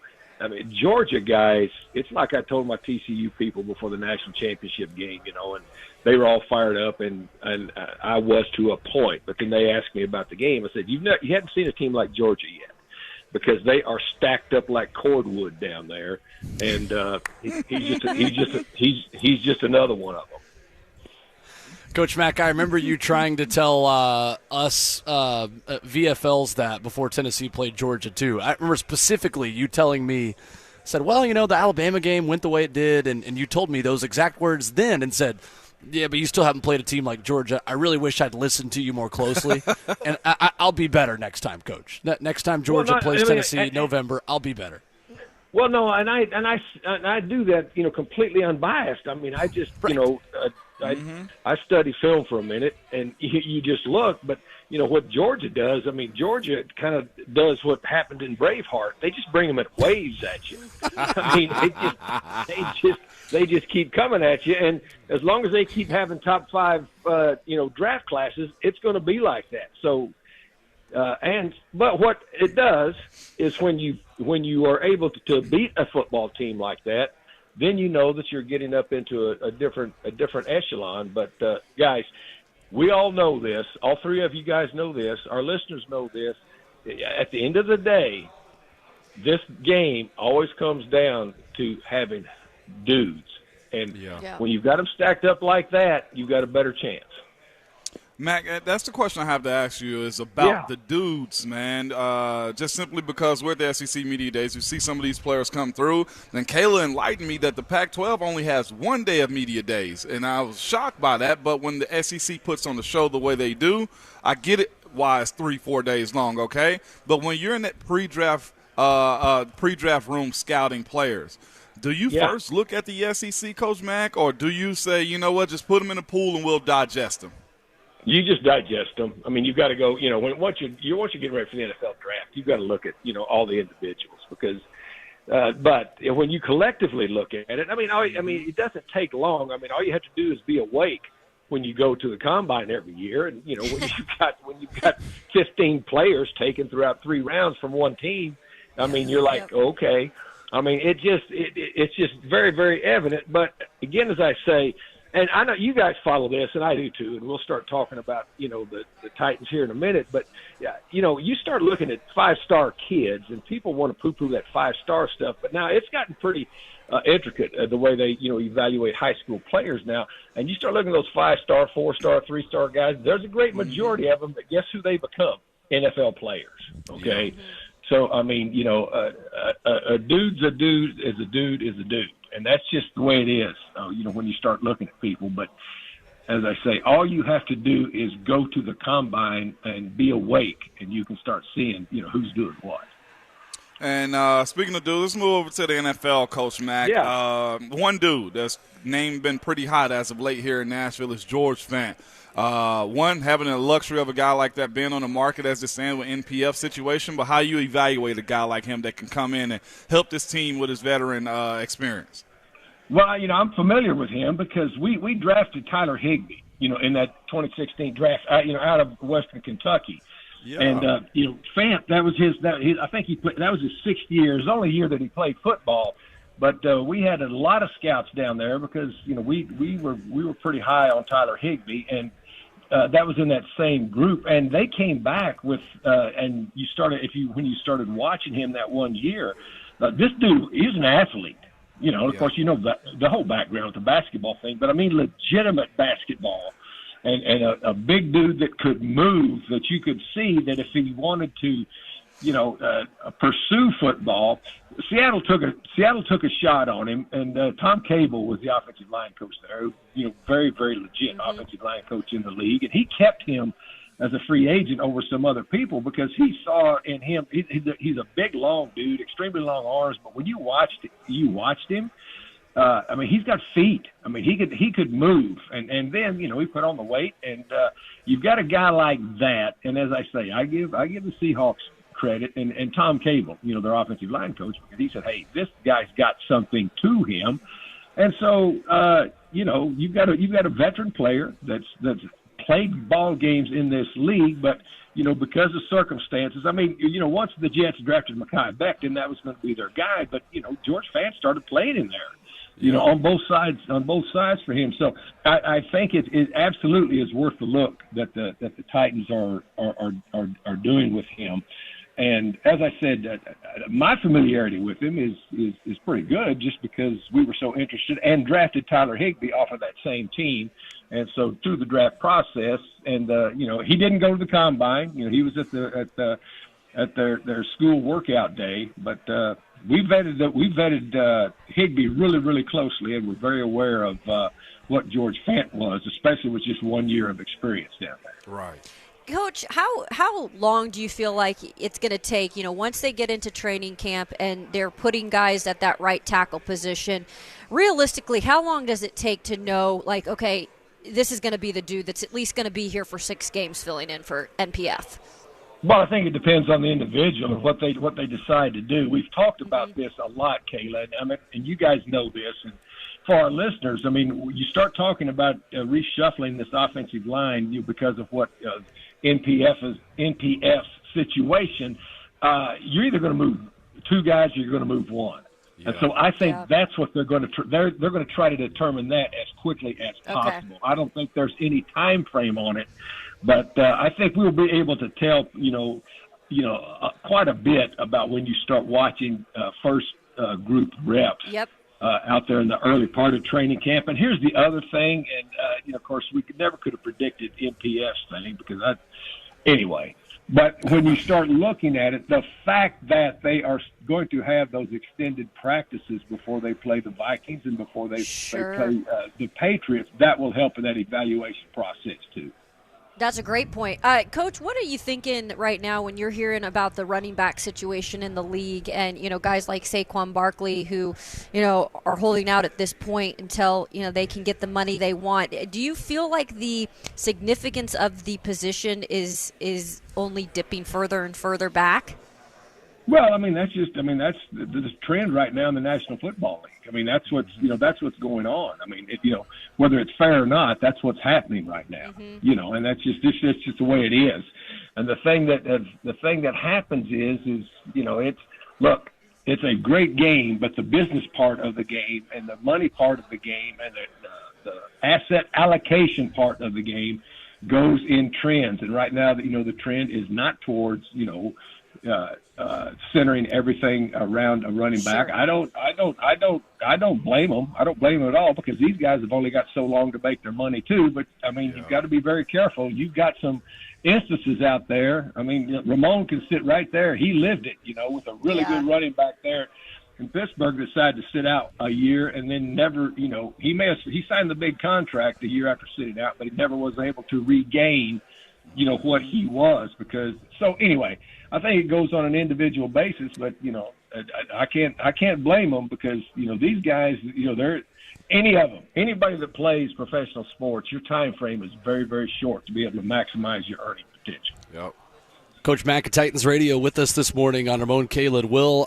Coach Mack, how is DeAndre Hopkins' skill set unique compared to current and past Titans wide receivers? We were talking about this with Rhett Bryan yesterday.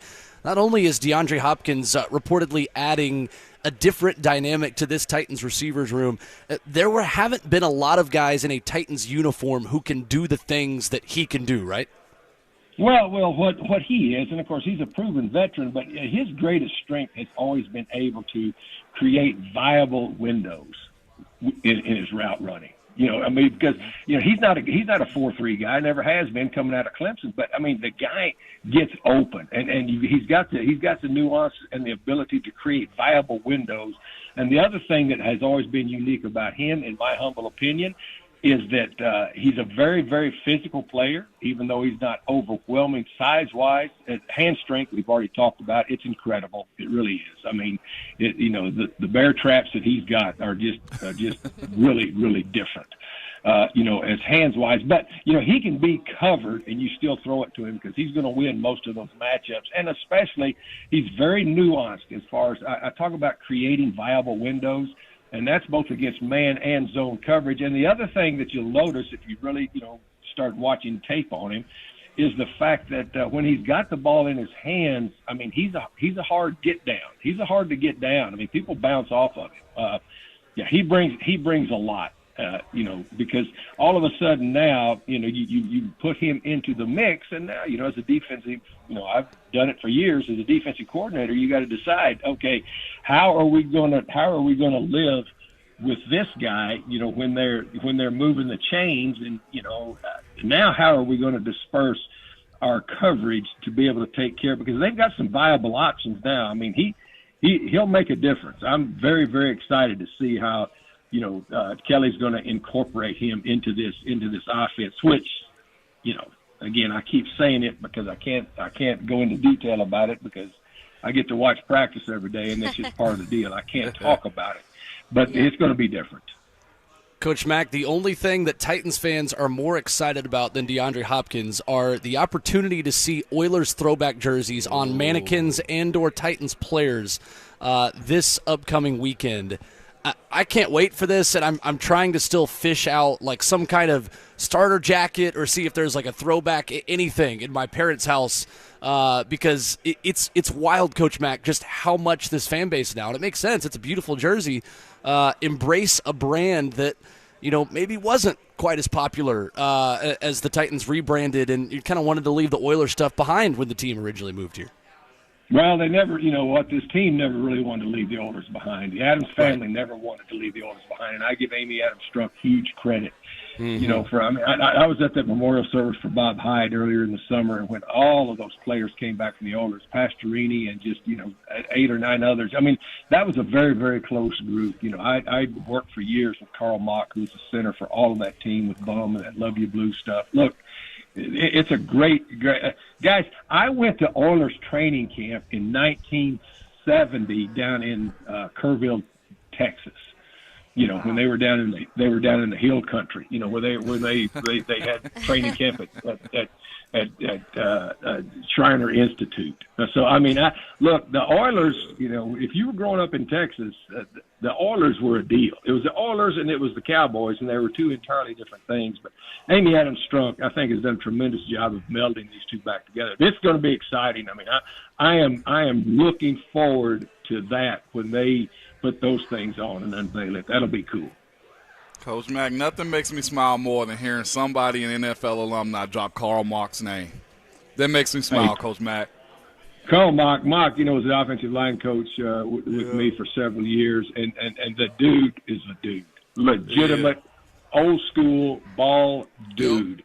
I've got a book that I'm going to write when I'm done with all of this, and Karl Mark will get a chapter because there's a lot to Karl Mark. And, I'm talking to Pastor Reading. All you got to do is mention Karl Mark, and all of his ex-teammates' eyes light up. Yeah, no doubt about it. And real quick, Coach Mack, we were speaking about him before you came on. Chigakonkwa, from article to article, expert to expert, he is by far one of the young guys in this NFL league that seems to get a lot of praise. One, how does a guy like him go in the fourth round, but also how big is this for the Titans? First of all, Ramon, I'm not an expert, but I do know this. Chig's good. And you could tell, you vetted him on film. And he was a guy, you talk about a guy that you knew, if you really studied and watched, that once he got involved in what it took to play tight end in this league, first of all, as an athlete, let's just talk about athletic traits a little bit. He's got tremendous contact balance. Yeah. Tremendous contact balance. And then, his yards after catch, you could put him up with anybody in the league last year, especially towards the end as to what he was doing. This to me is a very, very exciting young player. And it's just important to know that a lot of times some of these guys come in, and I put in quotation marks, unheralded, but it doesn't matter. Once you get into the league, if you can do it, you can do it. And you could just, his increase in what his familiarity with that position was and his comfortability with the position, you could watch it incrementally grow during the season. I really like this player a lot. He is Coach Dave McGinnis, an expert on experts. I think, Coach Mack, we can all agree you're an expert. So we can be honest with ourselves here. I'm not an expert. I'm just real lucky to be able to have been doing what I've been doing for quite a while. You've got to, just by osmosis, you got to pick up something, being in it as long as I have. So tell Jim Nagy, Coach Mack said hello. Looking forward to having dinner with he and his wife in a couple of weeks. Yes, sir. Love it. Thanks, Coach. Thank you, Coach Mack. See you guys. See you, Coach. All right, there's Coach Dave McGinnis with us this morning on the Mark Spain Real Estate Hotline. We've got a breakthrough, maybe an NIL legislation. Ooh. Perhaps a deal on Capitol Hill, senators doing their jobs. What a concept. Coming up on Ramon, Kayla, and Will.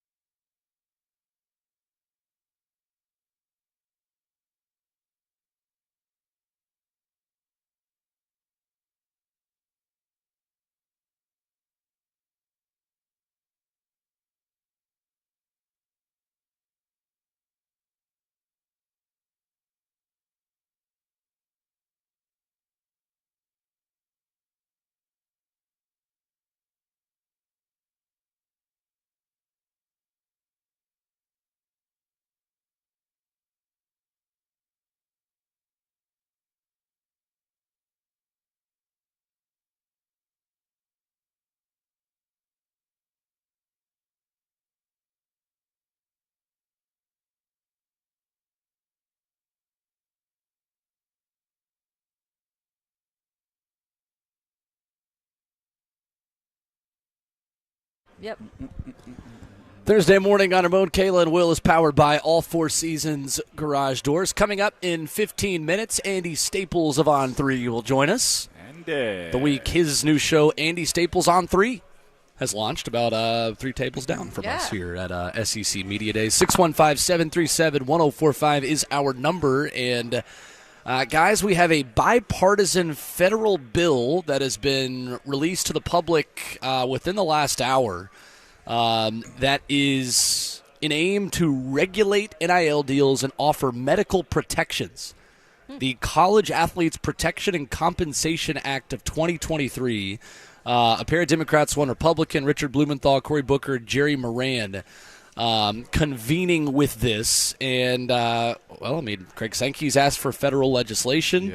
Yeah. Schools, players, I think everybody has asked for some kind of consistent policy, and this is the first crack at a consistent policy from Congress.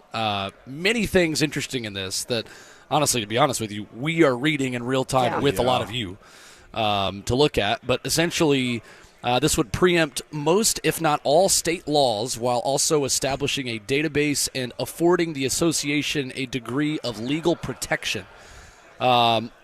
Things that I take away from this immediately, guys, I'll get y'all's reaction, of course, on this in a moment. Basically, you would create a College Athletes Protection and Compensation Act that would create the College Athletics Corporation, which essentially would be like a government arm of the NCAA to serve as an NIL clearinghouse in charge of administering the bill, creating specific policy, and regulating and certifying NIL agents. This doesn't seem realistic to me, but it's a start. Yeah, definitely. I look at it and say to myself, well, this is something that has to jumpstart everything else. It's just like having a rule set and then having, like different articles underneath it. This at least gets the ball rolling on what our baseline is going to be moving forward. This gives the players representation. I saw you said they had post-playing career medical that's going to be included in some of this stuff. And just the representation, I guess the disclosure of the funds of what players are getting and how they can protect themselves a little bit too. Yeah, I'm looking for that in this article that literally just came out. And we'll get to this with Andy Staples coming up at 8 o'clock when he joins us. But players would be required to disclose within 7 days their payment and whom it is coming from, of course, in these name, image, and likeness deals. I think, Kayla and Ramon, the issue here is really the legal protections provided through a bill and giving power to government and to the NCAA that states have already given teams. You're putting the toothpaste back in the tube on authority that's already been given to states and to teams that they don't want to give back. Mm-hmm. Yeah, and that's why I was surprised that happened so soon anyway, before any of this was, kind of figured out. I get it. You kind of had to do something, and some states took it upon themselves to do it quicker. Mm-hmm. But now you're kind of going backwards a little bit, and then anytime people hear you're getting the government involved, I think that is where everybody's kind of like red kind of lights go on. Oh, gosh, does this really need to be something where we're involving the government in this? Like, can't we just have it be within college football? Right. And that's the part that I now am wondering, is this really going to follow through where they need to have them involved, or can they just do enough to get it going and then just be like, okay, NCAA, you take care of it? Yeah. But we've seen what has happened in the past I was going to say that. So there is a new president. I will say that. But it's confusing to me. I'm not going to lie. The other part of this, too, there would be a 15-member board that would serve the CAC, the College Athletics Corporation, which is what Congress is proposing is the NIL clearinghouse, and they would be provided with subpoena power. That's problematic. The one thing that I will say, there has to be player representation in the room too. Well, yeah. And that's the next step that's going to have to happen. Other thing, because if they're still making decisions for the players and only them making decisions, then we find ourselves in NCAA 2.0. Exactly. That's the only issue right there. Yep. With that amount of power to govern and push them in the direction that they want to go. So that's my only pushback on it, is to have somebody that got ears to hear what's going on. Mm-hmm.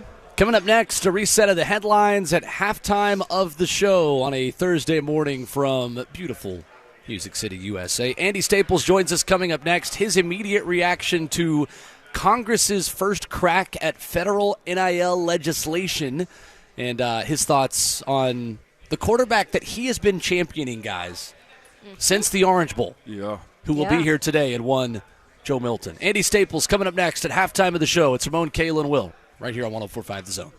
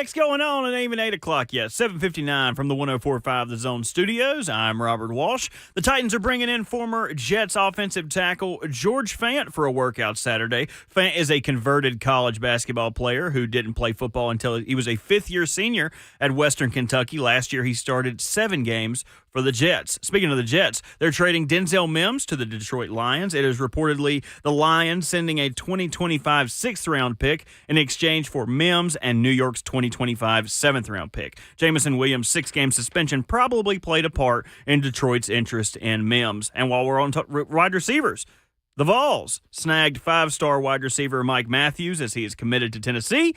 The 6'2", 185 wide receiver from Lilburn, Georgia, chose the Vols over Georgia, Clemson, and USC. Matthews is the number 14 player in his class and the number 4 wide receiver. For all your foundation repair and waterproofing needs, visit USSTN.com. Breaking news at once on your home for the Titans and the Vols. This is 104.5 The Zone.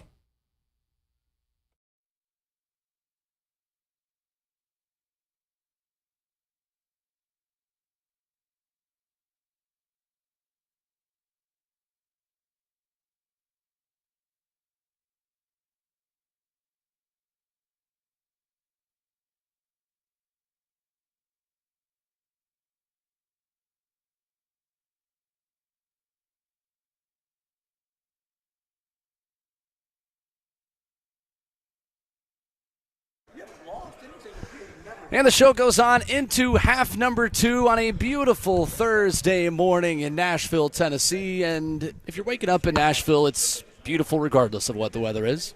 We've got Ramon Foster talking to everyone else but those of us wearing headsets at our 104.5 The Zone table. He's out and about talking to somebody. We're in the building. We're in the here building. at the Grand Hyatt Hotel. Kayla Anderson is here with a microphone on, present and accounted for. That's right. Kirby Allen Kirby making the show happen here from the table in downtown Nashville. And you can hear Ramon Foster getting his headset on, ready to go. Hollywood over here making the rounds. Man, I had to. And it's cold in here right now. Oh, It's good. fantastic. I'm not the only one. No. I have a blanket on, mind you. Everybody in the chat, you can see I've got Kirby's blanket. Hey, I'm telling you, it is Kirby came frigid out prepared. here. And I think they got the door. They do have the door open so that wind flow comes through here Oh. to push the air a little bit more. Interesting. Yeah. I'm glad I'm not the only one that said that. Yeah. It does feel cold. Yeah, it does feel cold. I'm Will Bowling. Robert Walsh, our producer. The clock that Kirby Allen Kirby has in front of us says that it is 66 degrees here in the Grand Hyatt Hotel. Yesterday it was 63. Wait, what? Yeah. Yesterday it said 63 in here, and Kirby did take a picture of it. Holy smokes, that's cold. So genuinely. Look Yeah, at all could've of us been with our worse. coffee. We're I like know, right? putting like our hands around our mugs. We need a big drum with a fire in it right now, man. But I'm not going to complain because it's been hot outside. That's right. Well, coming up here shortly, we'll be joined by Andy Staples of On 3 as he'll give us his immediate reaction to the NIL federal legislation that Congress is attempting that we just got into in the previous hour. More on that coming up. Jim Nagy of the Senior Bowl joins us at 8:20. Dave Hoooker joins us at 9 o'clock at Knoxville. Jayson Swain at 9:20 as he makes his way to downtown Nashville, down I-40 from beautiful Knoxville, Tennessee. And Tennessee makes the rounds today, as well as South Carolina and Ole Miss. And going to be a good final day. The glazed eyes, the people here that you can tell, guys, have, Broadway has gotten the best of them. You can kind of tell around us. Shane Beamer's It got to has. give us something, though, huh? He'll give us something today, y'all think? He always Beamer? does. Yeah. Oh, yeah. And so will Kiffin. Arlen Let's not forget about my guy Lane Kiffin. Kiffin, You know? yes, My 100%. Yes, 100%. South Carolina, last year they did the Turn My Swag On Soulja Boy video. Yeah. This year they have done The Godfather That's good. as their video for being on the plane from Columbia and all these things. It just says the Gamecocks. That's actually pretty funny. I see people. I don't know. I've kind of gone back and forth on this because last season, Tennessee fans and just SEC fans in general hated Shane Beamer. Yeah. Yeah. And it was kind of weird because it was like he did the video with the sunglasses on last year, and he was like, he's a nice guy. Like he came is. on 3HL last year from Radio Row in Atlanta and like dropped a Cool Beans reference with Ron Slay immediately Did he because he was a really? GA at Tennessee under Yeah. Coach Oh, Fulmer. that's right. And he was like, man, Slay, I remember watching you when you were in TBA, and we'd go play pickup basketball while the GAs, and then I'd see this guy at Cool Beans later that night, and I'm like, this guy's awesome. Yeah. And then the events of, November 2022 happened between Tennessee and South Carolina. So now Tennessee fans actually have a reason to not like Shane Beamer. Yeah. He's like, to me, one of the most likable coaches in this conference. Is he? Yes. Is it? Absolutely. Let me go before Kayla does. Okay. I wasn't always in on him because I always looked at him as a threat to Tennessee. I see South Carolina's not a threat. I know they're not, but that's just me. You also got to look at Not my the same time recruits. at UT, though, too. See, it's Yeah. weird with me. I don't feel threatened by Georgia, but a team like South Carolina always gave us hell. You know what I'm saying? And Marcus Lattimore. And Marcus- Steve Spurrier. They Seriously. were a power. I mean, More so when you were playing seriously. than they are now. But they are becoming much more of a threat to the rest of the conference. But the Well, only thing yeah. I didn't like is the recruiting. Like there, we are live and in effect when it comes down to recruiting the Carolinas, and he's trying to put a fence around that. Yeah, I'm selfish. I can admit that. I think Shane Beaver is definitely doing his job in terms of being there, and it's still early on in his head coaching career there. I mean, it's all been positive for the most part. I also give him a lot of credit for, bringing in a guy like Spencer Rattler, who, let's admit it, like he was not going in the right direction in his No. quarterback career. A highly touted recruit that came into Oklahoma and And- was overwhelmed. Was simply overwhelmed. Yep. They couldn't get the job done. No. He goes to South Carolina. You're wondering if he's going to disappear. And he did into- for a little while. He did. And then, lo and behold, last year, it just kind of kept being a progress in terms of his, growth. Yeah. And then you saw him at the end of the year. Yeah. Unfortunately, with your team. I know. But I think what he's doing there, it's all been steps in the right direction. And Yeah. you can only look back and be like, okay, I respect that. Now, do you have to like that, No. being the opponent?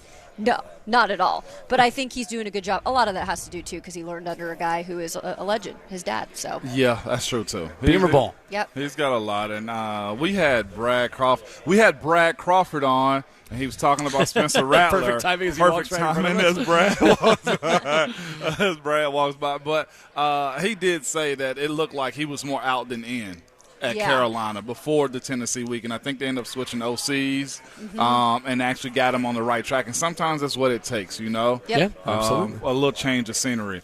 And also, I got an update from Andy. He said he was en route, so we'll see how So close he's we not get to it. staying here. I'm a little surprised. That's probably He's- expensive to stay Oh, here. sure. Yeah. Or company funds It's versus. like, come on, On3. What are we Yeah, doing here? I mean, they can I'm count just joking. NILs, but they still got a Yeah. budget, I guess, Yeah. right? Tennessee's trio of players making the rounds today: Omari Thomas, Jacob Warren, and Joe Milton. Interested to see what the fit looks like for Joe. That's a solid three right there. Me Hendon too. Hooker told us on Monday that he was getting very detailed plans in place. Can of I what have he was one gonna be request? Just not You what may. we've seen the last 2 days. Oh, my God. Pants those that are too short? stupid Balenciaga platforms and those tight pants Terrible. that, come up way too. That's the only High thing I waters. request, and I don't think Joe will do that. Dude, I He's a long think you dude, will. too. I don't, So Right. Joe, if I would have to guess, I think he's going to go with like the leather loafers. Okay. Joe's I'm okay a big with no that. sock guy.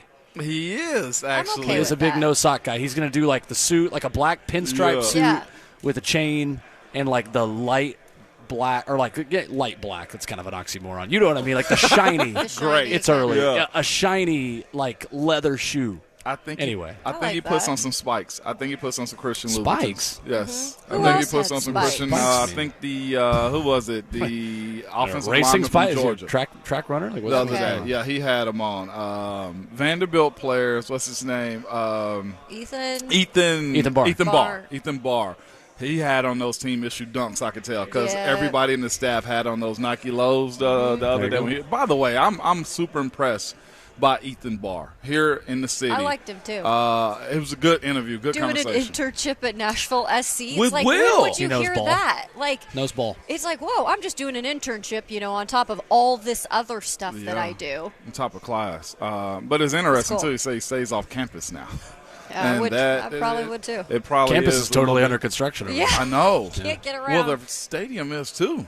Yeah, Vanderbilt Stadium How's is that going to look going? very different for it is. for a lot of people who are unfamiliar, who don't drive by there all the time. Right. There are no stands in either end zone right now. So will they? There's no jumbotron. My question is will they have to cover it with tarps like Jacksonville does? You know, in the for the rest of the season. I don't know. Missouri just went through this too, where Missouri had major renovations going on, and you just kind of have scaffolding and different things that are up. Arkansas did the exact same thing. I mean, it happens. Right. Because this was a bigger project. But I think the issue for Vanderbilt fans is do we not have a jumbotron for any kind of replays? Yeah, There's nothing. That's rough. That's a major question mark. They got about 4 weeks. They host Hawaii week 0. See, I don't get that. Why that? Oh. So when you play Hawaii, you get an extra bye week in order for the travel to not hurt you. So the NCAA has that rule. Originally, the only teams that could play week 0 were FCS programs and teams that have Hawaii on their schedule. That way, even if you're playing Hawaii in week 9, you can then take an extra bye week in week 10. Absolutely. And you don't have to have that extra constraint on your entire schedule. So Vanderbilt did that last season in Hawaii. Then they had week 1 off. Yeah. That way they could get acclimated back to a normal time zone. Yeah. That's why Vandy starts before everyone. Absolutely. The history of week 0. That's That when makes Mike all the Wright sense. went off, by the way. I Yes. remember that now. I'm like, that's when he went off on it. 200 rushing yards. It was, wasn't it? Goodness. Well, Tennessee and Josh Heupel added a major recruit yesterday, the most highly touted wide receiver to commit to Tennessee in the history of recruiting services. The nation's number 22 overall prospect out of Georgia, always a big deal when you're able to get a 5-star wide receiver in Parkview High School that competes in Georgia's 7A classification and the highest class of high school football in one of the top 5 best states of high school football in the United States. Guys, it's interesting when players, you say, they chose Tennessee over Georgia or over Alabama. And so many times we say that after the fact, and how badly do those schools really want X, Y, or Z player, right? Right. This was a player Georgia and Clemson coveted. Yep. And we'll get more from Brent Hubbs on that tomorrow in our weekly visit with him. But this is a 5-star wide receiver that Georgia and Clemson genuinely wanted, and Tennessee got him. Yeah. I was excited. It was trending there for a while. I actually thought Clemson was going to, jump in late because they have had a good track record of getting wide receivers and getting them to the next level too. And also with the ability of USC now being back to being a national brand, them having to play. And you went against some heavy hitters. And however Tennessee was able to sell Mike Matthews, the 5-star recruit out of Georgia, hats off to him. This 3 years ago, we didn't imagine this. No, and that's what it's crazy. You bring Josh Heupel in, you bring that offense in, you have that year of success that you did last year. I always wonder, how many times do they flip on that Alabama tape and be like, hey, go ahead and watch this one. Yeah. Exactly. You know what?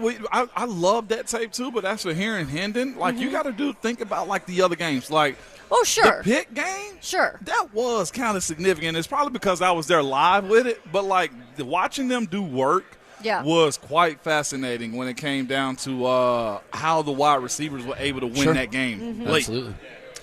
Coming up, Jim Nagy, the executive producer, radio, the executive director and producer, probably true too, of the Senior Bowl will join us. The prospects that are catching his attention here in Nashville, including each of Tennessee's 3 representatives, all seniors, between Joe Milton, Omari Thomas, and Knoxville's own Jacob Warren. He'll give us great insight on those prospects, his take on the SEC as a whole on this, the 4th and final day of SEC Media Days 2023. Coming up next, right here with us on Ramon, Kayla, and Will.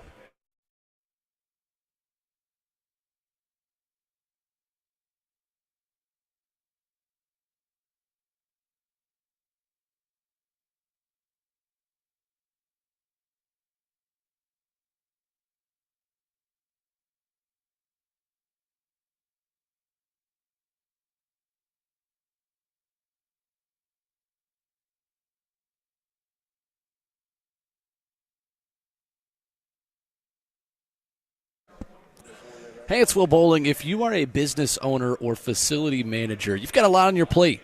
you've got a lot to keep up with. That can include assessing your equipment and systems, evaluating indoor air quality, outlining new cleaning procedures, or even reviewing options for implementing touchless plumbing and electrical fixtures. That's a lot to keep up with, but Lead Company can help you with it all. They have been in the facility management and maintenance business for decades, so put their professional expertise to work for you today.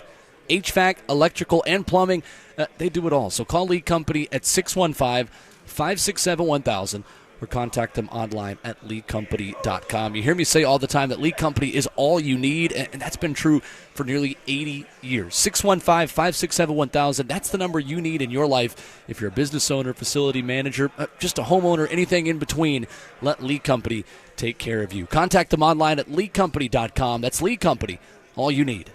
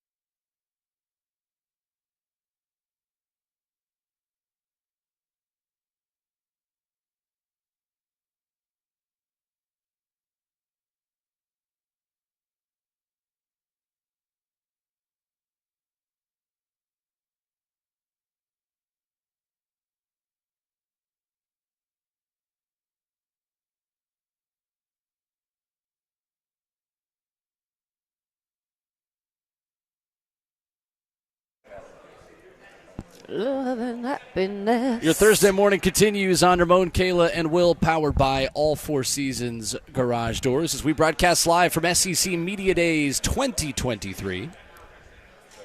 Hey. Our coverage presented by Spring Hill Heating and Cooling and Advanced Hair Restoration. You can join the conversation at 615-737-1045, as we are looking forward to being joined by Jim Nagy, the executive director of the Senior Bowl, coming up here in just a couple of minutes. And, guys, I think the interesting trend this season that continues with Tennessee today is the amount of not only experienced quarterbacks that are representing their programs here at SEC Media Days, but like extremely experienced quarterbacks. And you talk about KJ Jefferson, Joe Milton is a super senior, Will Rogers at Mississippi State, Spencer Rattler, a redshirt senior coming back who could do a sixth year next year if he really wanted to. Yeah.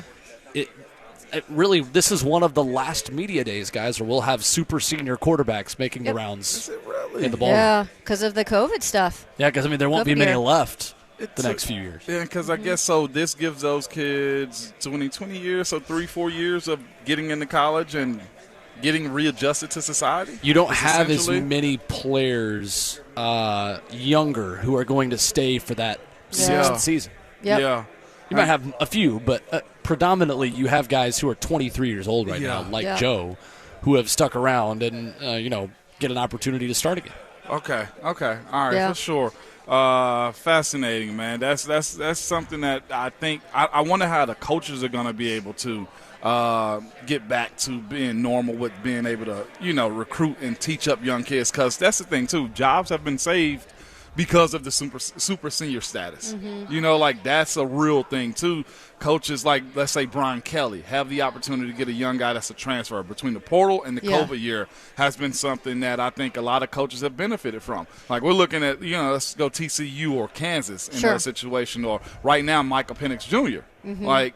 They're in a spot to where they can be a national branded team this year out of the Pac-12, which is good for the conference and also good for their school. Yeah, it's also something where we were talking about the age of some of these quarterbacks coming out of college, right? And sometimes you look at it in the NFL and it might be a poo-poo on them. I mean, that's something we were looking at Hendon Hooker, and the knock on him was, well, he's a little bit older. But he's got all the other tools, and he's proven himself as a quarterback going to Tennessee and doing what he did. But you talk about a number, and instantly it's like a negative thing, right? And so this is probably going to be the last we see a chunk of these guys, too, where they're over that number in terms of young quarterback coming into the league. This won't probably be the case much. Yeah, absolutely. And that would be my question for Jim and for a lot of other guys is, how much of the knocks on Hendon Hooker were based on his age and how much were the system? Exactly. For him. Right. So interested to see how many of those things are consistent among the rest of these super senior quarterbacks who continue forward this season. We're pleased to be joined at the table by our good friend Andy Staples of On 3, talking college football with us. You've been a couple tables down. Thanks for coming by. I appreciate it. No, it's a nice short walk. I know. I was supposed to be on at 8. Let's be real here. I'm at a different hotel. I got halfway here, and I knew at some point this week I was going to leave my credentials just laying there on the nightstand. 100%. And today was that day. So I walked back, right. but I got my steps in, so here we are. Exactly. Andy, you know what we love is we don't even have to show our credentials this early because we get in at like 5:30 in the morning. Well, everyone knows who you guys here. This is your town, so it's just easy. But still, no, security's up whenever you show up. That's all it is. They're like, sir, do you know where you're going? The fans, though. I mean, if I was a fan in this city of a different team and had never got an opportunity to see, I would try to sneak up to the second. Right, third, I fourth probably row, would too. But the thing is, because this is the first time it's been here, you don't get as much of that. People know when it's in Hoover, Alabama. They understand, you go to the mall, you get some Chick-fil-A, and then you try to sneak up and see Nick Saban. You better believe it. Andy Staples, our guest this morning on Ramon, Kayla, and Will. Andy, NIL legislation at the federal level is a big topic of conversation this morning. We're all kind of reacting to this in real time on this story that's kind of developing. But bipartisan bill, 3 senators. You've got subpoena power for a 15-member board. What stands out to you the most from this proposal?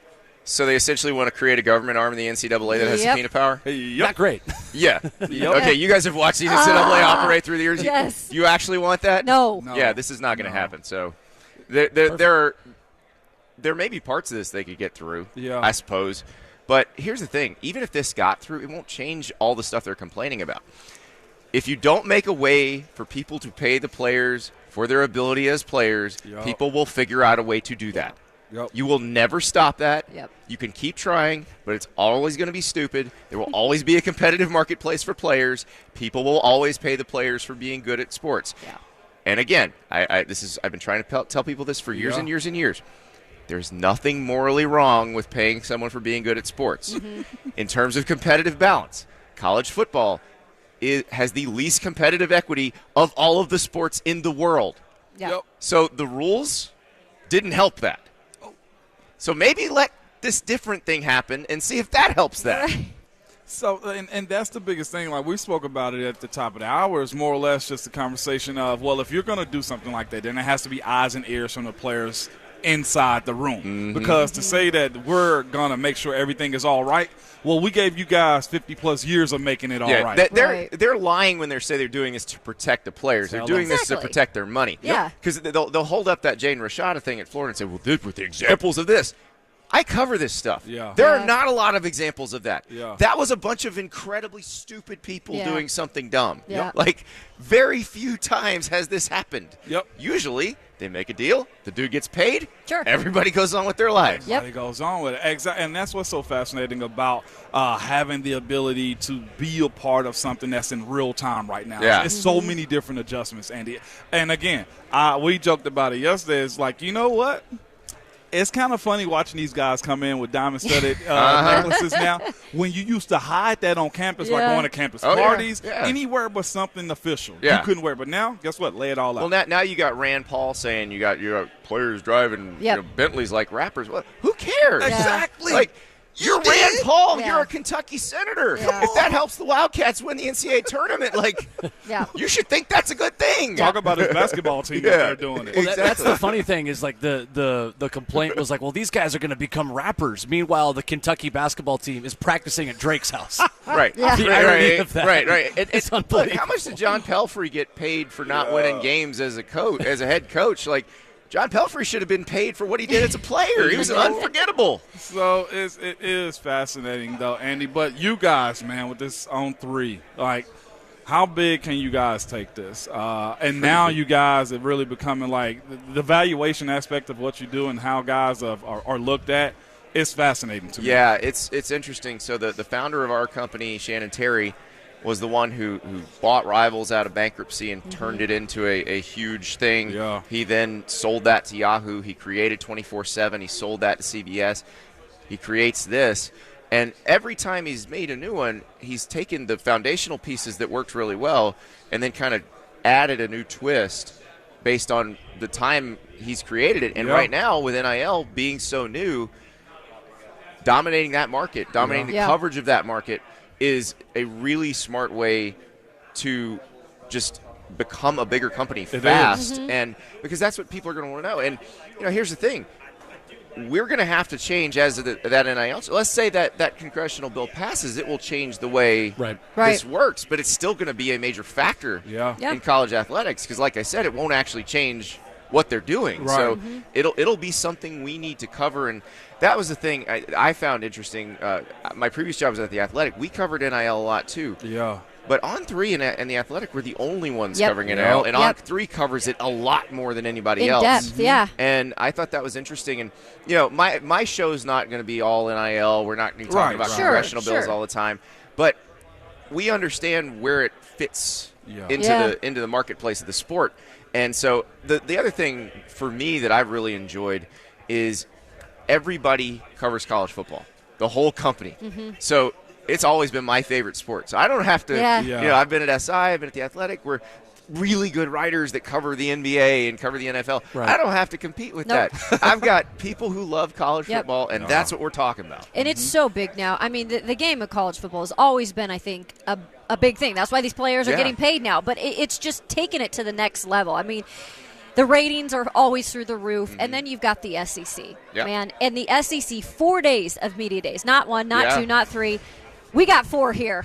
Andy, I know there's a lot going on, and every day we've got new coaches and players here, but what's the biggest thing kind of you've taken up to this point from SEC media days?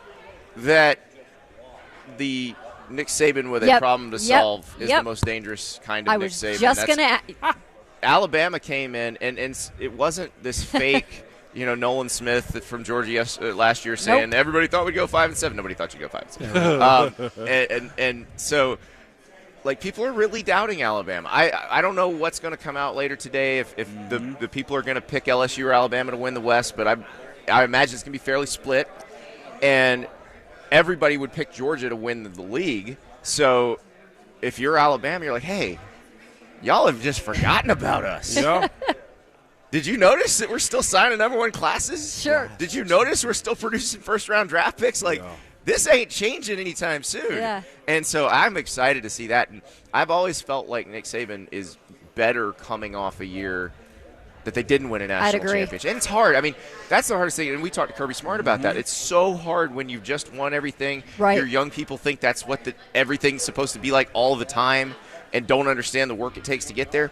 So having that easy motivation, I would not want to have to play them. Yeah, that was my answer too. Yeah. I mean, seeing Nick Saban and how relaxed he was on that podium yesterday, loves this part. he is eating it up because he doesn't have to have rat poisoning because it's already there. Well, they've now introduced the concept of negative rat poison, right? Which is good for Alabama. Exactly. So it's sort of like, I guess, when you multiply a negative number by a negative number, you get a positive. You get a positive. Which, thank God, I've had to help my daughter with math. I remember that. New math. I'll take it. Yeah, I know. I could take all the help when it comes to the Singapore method. We're going to do the American method tonight. That's not much my teacher taught me. Don't care. Andy, when it comes to quarterbacks, and I know every year we say, oh, there's a new crop here coming out for the draft, and this is a good crop. I really do feel like there's some good quarterbacks this year.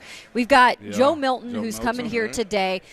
This is a guy who I think last year, coming off of that Clemson game especially, his stock has kind of risen a little bit. But what does he have in store for him this season? So Joe Milton will rocket up draft boards if he can just repeat that Clemson game over and over. Yes. If he can be that consistent, that accurate.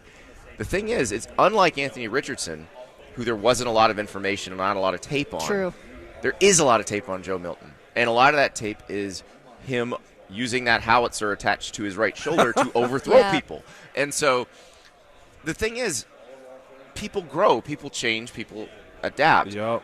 If Joe Milton has developed into a more accurate quarterback, and look, we've seen it a couple times as guys have gotten older that they've been able to do that, then he's going to be, one, really good at Tennessee, but also really sought after in the NFL because he is big, he is fast, his arm is incredible. I mean, because Anthony had a great arm. Anthony is a better athlete than Joe Mitchell, or than Joe Milton, but Anthony has kind of that elongated throwing motion. Joe has a very compact, beautiful. And I had somebody tell me a few years ago when Hendon Hooker was still the starter at Tennessee, I was going to a practice, and somebody at Tennessee said, you will stand behind Joe Milton, and you will tell yourself, this is the greatest quarterback I've ever seen in my life. the person's like, I'm warning you right now. You will feel that way. And it's like, and when the throws are there, when they're accurate, you completely agree. It's when he sails them that you have. And look, you go to the Vandy game last year. They clobbered him, so nobody noticed, but he wasn't that accurate. Right. So that's the thing. That Clemson game, there's a touchdown pass in that Clemson game that he threw. In the end zone. That's where touchdowns happen, Ramon. No, it wasn't. This was double coverage. Goodbye. Double coverage. Put it in the only place he could put it. Right. And it's a touchdown. And that's the kind of throw that you hadn't seen from him very often. Right. You want to see more of. Andy Staples on 3 with us this morning on Ramon, Kayla, and Will. Andy, when you look, take this abuse, Ramon. Andy, you know got what? 4 hours a Humble day. servant, man. You got your Travis Scott Jordans on. You feel me, man? You're like, look, I got shoes that people will pay like $2,000 for in the secondary market. He's fine. I'm Everything's special, fine. but I'm not even going to say anything about this. I love it. I love it. Usually you're the one dishing it out. I am How the usually dishing it. turntables. Andy, on a day where Tennessee signs or gets a commitment, I should say, from its highest-ranked wide receiver ever yesterday, Mike Matthews, out of Lilburn, Georgia. What does Josh Heupel need to do in order to take that most difficult step that you take in college football, going from kind of tier 2 to tier 1 of teams that are in the picture, but I don't know how much Tennessee was legitimately a national championship contender a year ago. How many more Mike Matthews does he need to sign in order to become a legitimate tier 1 team? It's not Mike Matthews. He's signing more Ramon Fosters and Darnell Wrights. Come on, man. There it is. It's the difference between the teams that actually compete. The teams that actually compete for the national title and the teams that are pretty good but can't reach that level are the big guys. It's big. Right. It's that. Look at Georgia's D-line and O-line. Come on, man. Look at Ohio State's D-line and offensive line. Mm-hmm. Michigan, I was talking to Jim Nagy from the Senior Bowl yesterday. Yeah. He's got 7 Michigan offensive linemen that are draft eligible next year that he believes will be in camps this time next year. That's nuts. And they have underclassmen who play. So that's 7. That includes guys who don't even play. That's why Michigan can beat Ohio State now. You're That's right. why they're better. Yep. And that's why you wonder, can they actually get in that group where they might be able to compete with Georgia or for the national title? Because they've gotten better in terms of true NFL talent on their roster. Why did it take Harbaugh so long to figure that out? I think it took that coaching staff revamp after 2020. Yep. There's a guy named Sharon Moore. He's their offensive coordinator, offensive line coach. He is – I think he's probably the next head coach at Michigan. Wow. But there will be a lot of schools that would like him to be their head coach now. Interesting. And he is really important to them in terms of their recruiting, but also in terms of developing those guys on the offensive line. Wow. Andy, real quick, something you was bringing up, Mike Matthews and just skill and his position and stuff like that. In the NFL, a lot of rumblings about the running backs. Oh, yeah. On your opinion, man, how is it that we covet running backs in college, but they go 5 years in the league and they're out? Because in college, we know they have a limited time. Oh. And now it's funny because I remember talking to Nick Saban about this 10 years ago, and he was explaining – this was before he had Derrick Henry. Derrick, yeah. Because Derrick, he did run a ton. Yeah. But before that, with Trent Richardson and those guys, nobody ever – he wasn't running people 20, 25 carries a game. And that was a time when coaches would promise recruits 20, 25 carries a game, and recruits were like, I need that. Saban would talk to the recruits and be like, you don't want that. Sure. You want tread on your tires when you get to the NFL. And so I do think the college game has adapted to that. I think when you have – like Florida's got 2 really good running backs, Montrell Johnson and Trevor Etienne. They don't want to overwork either one of those guys because you want those guys to be drafted. You want them to be good in the NFL, and that helps you get more running backs. Yeah. But I do think that the fact that you're only going to have them 3 or 4 years – like the Blake Corum thing coming back to Michigan shocked me because even though he's coming off an injury and it might have hurt his draft stock, I feel like as a running back, because your time is so short to make real NFL money – that you just go and start your clock as quick as possible. Yep. That makes sense. Andy Staples on 3 has been our guest. Congrats again on the new gig, the new show. Thank you, guys. Appreciate Enjoyed it. following along from 3 tables over, and hope to do it again soon. That's right. So 8 p.m. Eastern, 7 p.m. Central. Awesome. Premieres every night on YouTube, but then if you do not want to look at my face, it is in podcast form.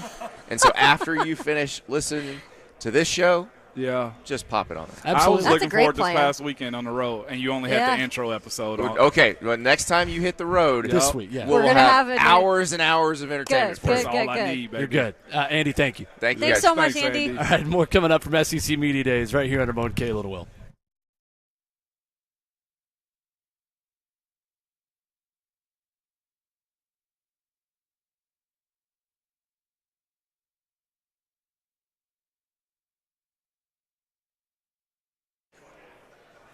Hey, it's Kayla and Ramon with Window Nation, and we are experiencing it here, and we're inviting all of our guests from SEC Media Days. They're experiencing that humid weather right now. We've got a little condensation with the rain that has been happening. So maybe you're waking up and you're seeing your windows; they're just not looking right. That probably means, sweaty condensation there. That means you probably need new windows from our friends at Window Nation. And guess what? This is the time to do it because you are cranking that AC up as well, and that means your energy bills are going up, and if it's going straight out your windows, that is no good. So our friends from Window Nation, they say that you can, and you certainly can, save thousands today with no money down, no payments, no interest for 2 full years. Plus, they're going to give you this little bonus right now. You're going to get 2 free windows with every 2 you buy. So get in on it now. You can protect and increase the value of your home today. Do not procrastinate, but do go to windownation.com. No doubt about it. And you don't have to listen to us, man. You can just go online to windownation.com and review the over 10,000 online positive reviews, okay? They have a comprehensive lifetime warranties on the entire window, including the glass. And you get plenty of options, too. Over 1,500 custom vinyl window combinations available to you. Best thing about it, Windows is all Window Nation does. If you heard the offer earlier, it's 000 for 2 full years. No money down, no payments, and pay no interest for 2 full years. Visit windownation.com or call them 866-90-NATION.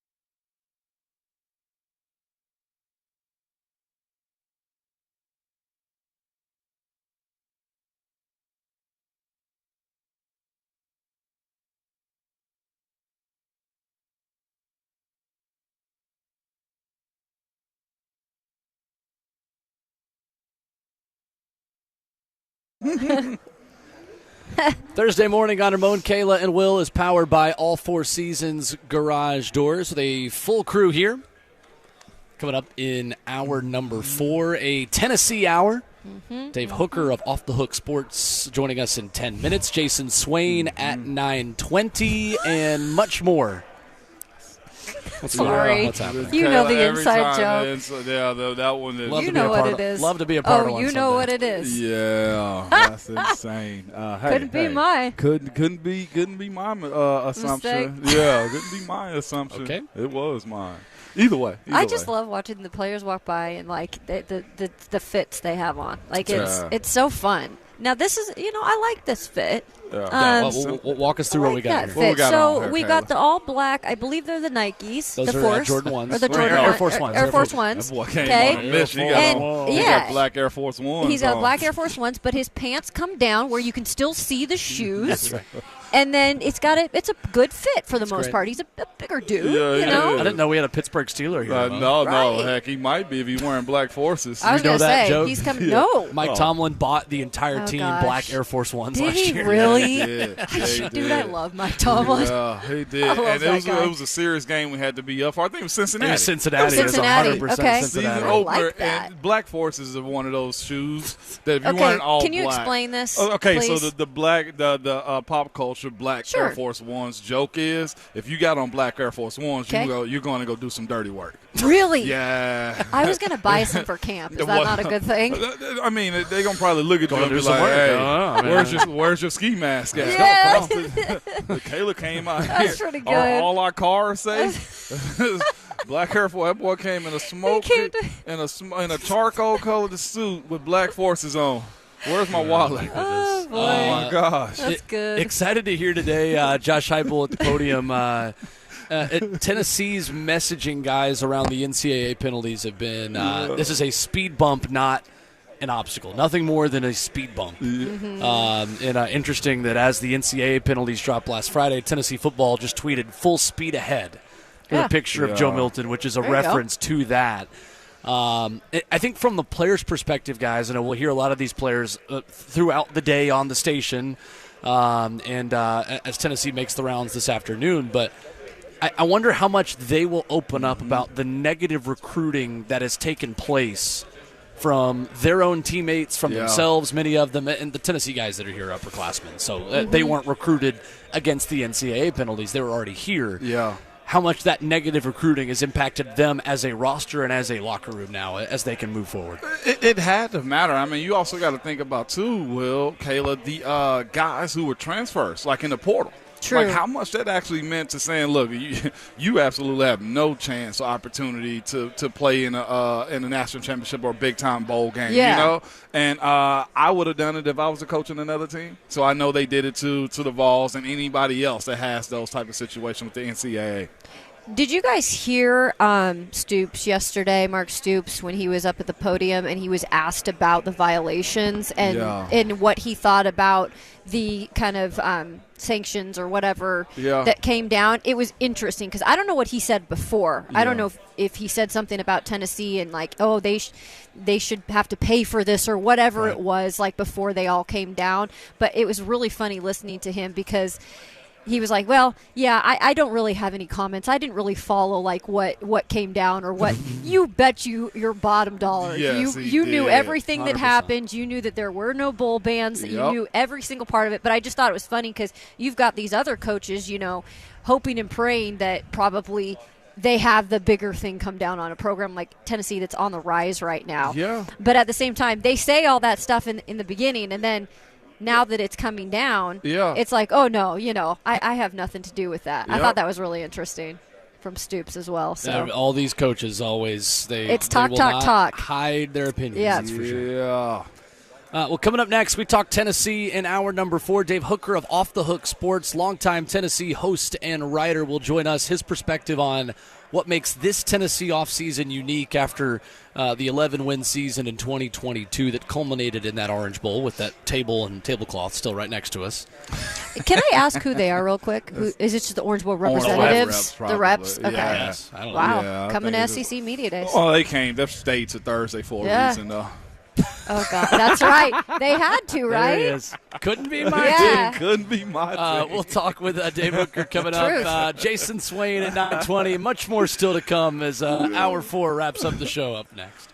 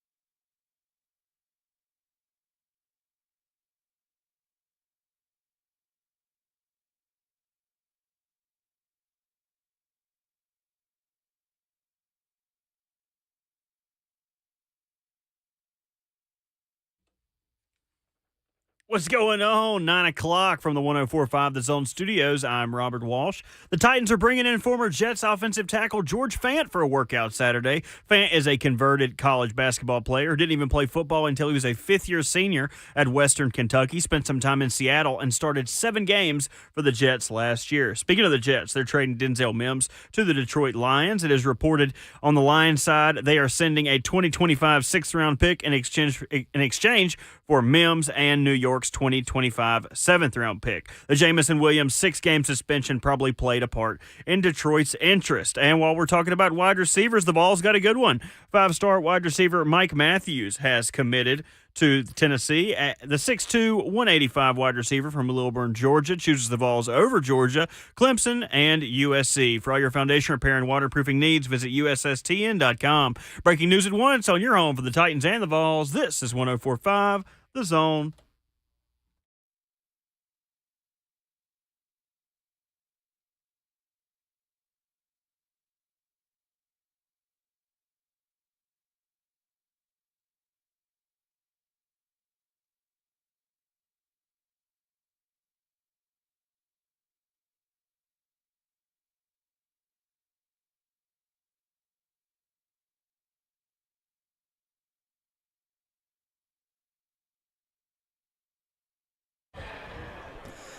Fourth and final hour already live from SEC Media Days, day number 4 here in beautiful Music City, USA. Welcome into 60 more minutes of Ramon, Kayla, and Will with our resident Vol for Life, Ramon Foster, Kayla Anderson, Kirby Allen, Kirby making the show happen here in person. Robert Walsh back in our Midtown studios. I'm Will Bowling, and we are pleased to be joined by Dave Hoooker. Off the Hook Sports covering Tennessee. And, Dave, you've been here all week, man, just grinding at SEC Media. I have. I'm a little punch drunk. I think I was telling you. You talk to so many people after a while, and I think something miswires in your brain after a while. Sure. A punch drunk better than the actual drunk that people get on the street from time to time. There have been a few media members that have overindulged. I've seen some early mornings where I'm like, are you okay? Yeah. Glazed over eyes, the look. So Tennessee Day, of course, today. Tennessee, South Carolina, Ole Miss making the rounds, and that speed bump that was NCAA penalties and violations behind Tennessee, the speed bump, kind of the way, obviously, that Danny White and Josh Heupel have discussed it. What are you most interested to hear from the Tennessee contingent this afternoon? I think the Tennessee contingent, I don't know that Josh Heupel will say so, but I think the fact that the NCAA specter of that investigation is off of them will result in a couple of more commitments over the next 2 or 3 weeks. I really believe that. Mike Matthews, they picked up a 5-star receiver yesterday. I don't think he was waiting for the NCAA investigation, but I think some other guys were, and it was being used against them in recruiting. The other thing I'm just interested to hear is Joe Milton. So Hendon Hooker comes to this event last year, and you guys remember he was kind of soft-spoken, but he handled it well.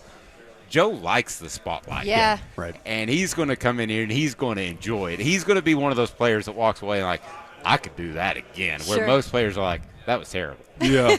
And I know you were able to catch up with Hendon Hooker earlier this week, and we had him on the show too. And Hendon was like, "Yeah, Joe's already texted me like outfit advice, like what am I gonna wear?" Like he was like, "Hendon, what are you wearing today?" And he's like, "A polo." Like I don't know. Like Joe has put a lot of thought into this process. You go clean, just Thank you. Absolutely, just like the NFL draft. You don't want 10 years from now somebody to pull up that video and you're dressed like a goofball. Right. So you just go clean. A little bit of orange, touch of orange, maybe some cream. Sure. That's what you go. Nice just and clean. So don't go for what's hot right now. Go for what's going to last in your classic pictures. Look. Perfect. Classic clean. Well, will he hit a backflip in his suit, though? Yeah, it's possible. He can do the was, backflip. You stole that. Jacob Warren on our weekly podcast said he might backflip here. So I was going to try to pull him aside and see if he would do it. But you guys, if you get him first and you do it, get video, and I'll steal it from you. There we go. Dave Hooker, our guest this morning here on Ramon, Kalen, Will. We asked this question earlier this week, Dave, about Tennessee's upcoming schedule.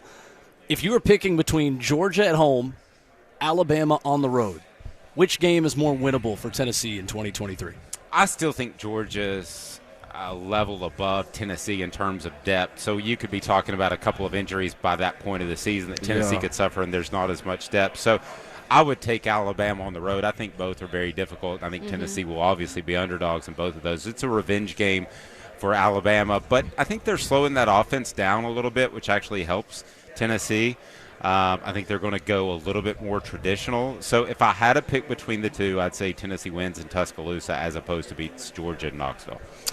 Fascinating, man. The question I have for you is this. Over this last year, the last 2 years, honestly, under Heupel, it seems like Tennessee's been rebranded. I'm on you guys' website right now, offthehooksports.com, and it's interesting watching, reading some of the comments from Florida players where they're talking about Tennessee shocked them. They laughed because the noise was so loud. Like, we've been knowing this for a very long time. Kneeling is loud, of course, when we're good, but it seems like all the conversation now is the Tennessee that most people don't know about.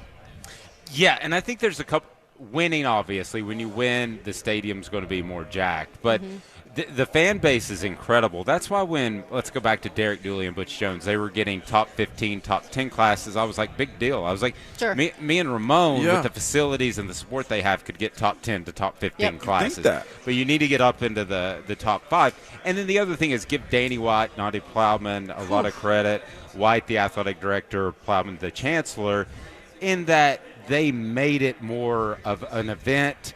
I don't think kids should choose just based off fireworks. Yeah. But it's pretty darn exciting. And when you go in there, it's a scary home field advantage for any sort of opponent like it was back in Ramona's day. Yeah.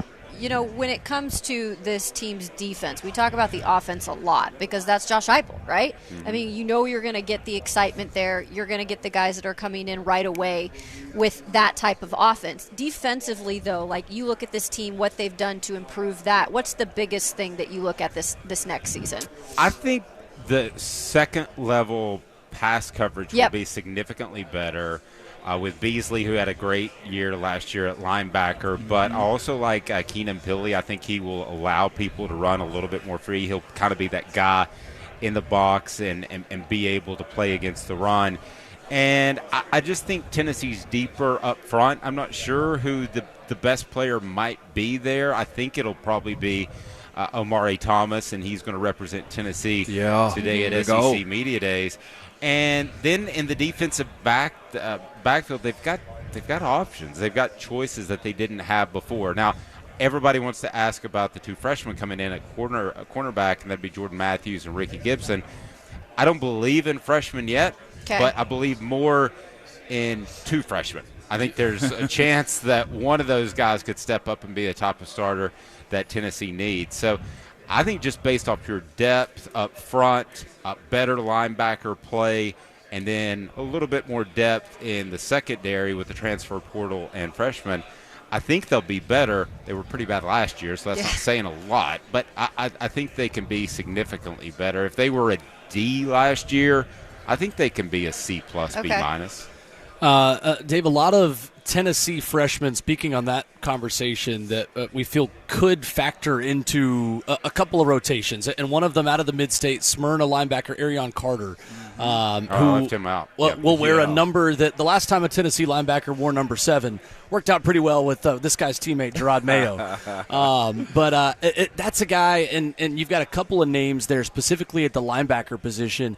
It feels like that's where Tennessee really flexed its muscles once it got healthy in that Orange Bowl. And, Aaron Beasley and Solon Page, who's, of course, gone at this point, they had a rotation of 4 or 5 guys at linebacker, and that's a luxury they've not had really in quite some time.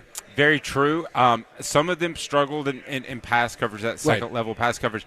Carter, I believe, and, again, I don't put too much stock in freshmen, but with Arion Carter, I would be surprised if he wasn't one of the top freshmen in the SEC. Wow. I think he's very good. All indications I get from him from talking to people within the program is he's got that playmaking ability that a lot of people thought that Jeremy Banks would have last year. Yeah. Sure.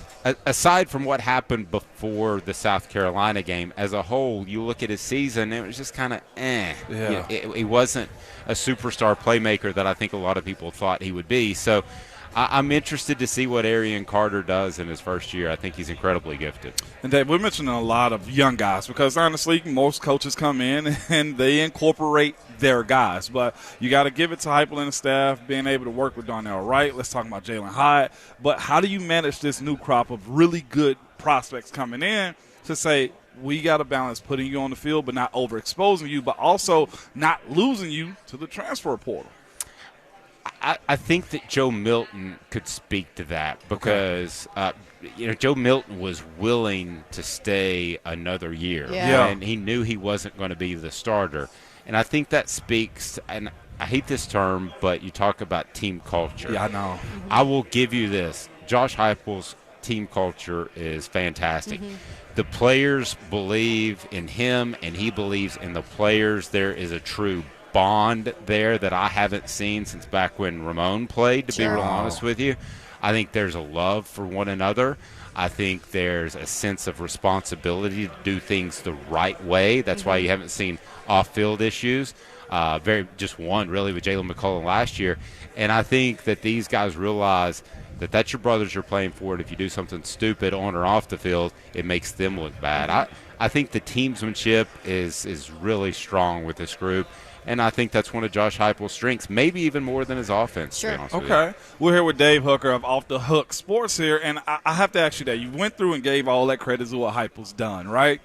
How did it get to the point of 2 years ago of really just letting go of the horse and the cart just running amok with Jeremy Pruitt? Like, with all the sections that's come down and him having a 6-year show cause and some of his staff not probably ever coming back to college sports in a sense. How did he run amok the way he did?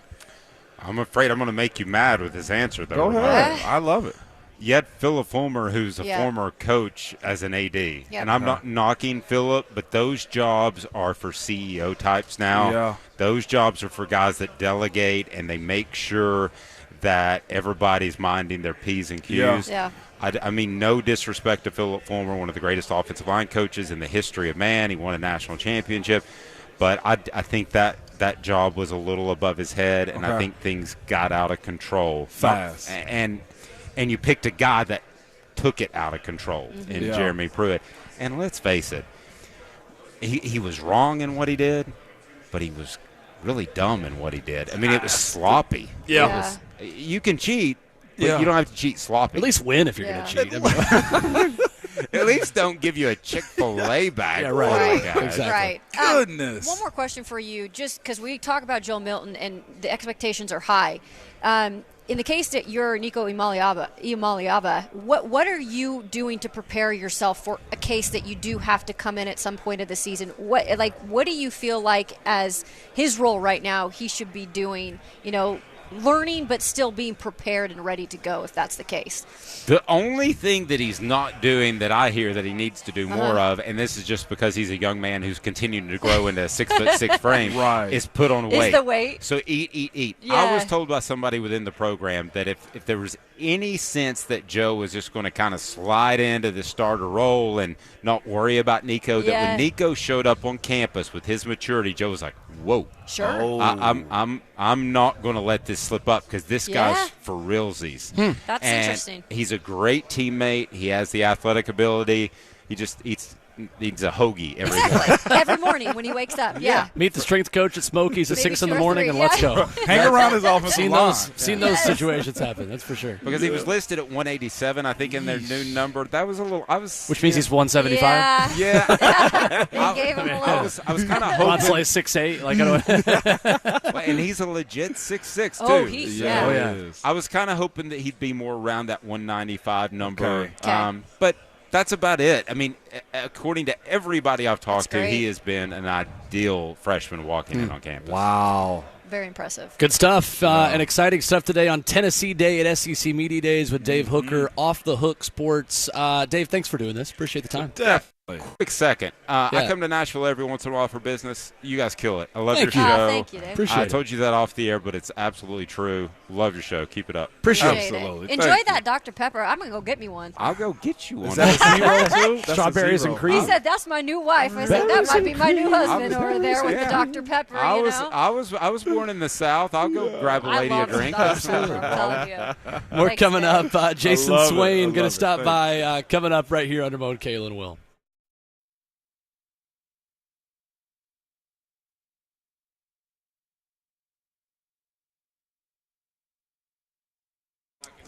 It's Ramon Foster for Zen Sports. And Zen Sports is the new sports book in Tennessee. Zen Sports brand is focused on making sports betting better today and always. And one of the ways they do it, numerous ways they do it, is the cash back rewards. They have a welcome bonus, they have a cash rewards program, and a referral bonus. I'll tell you about a couple of them. First and foremost, sign up for the app. Earn 5% cash back on your bets for the first 15 days of betting on Zen Sports. The cash rewards program. Earn 3% of your betting volume back as a cash deposit to your account every month. Again, happens on the first of the month every single month. And if you tell a friend to tell a friend, you earn 3% of a referral betting volume back as a reward for the first 6 days of betting on Zen Sports as a cash deposit to your account. They make it easy too on the app. You can search and sort bets easily. Set the favorite teams that you like betting on. Easiest experience possible in making or building parlays. And withdraw within 24 hours and deposit funds instantly. So many ways to do it. But the best part about it is easy to track rewards and no gimmicky promotional bets that look too good to be true but rarely are. Again, I can't tell you enough. Stop selling for Vegas rewards when they're right here in Tennessee. And if you have a gambling problem, call 1-800-889-9789. Terms and conditions apply. Must be 21 years and older and present in Tennessee to bet.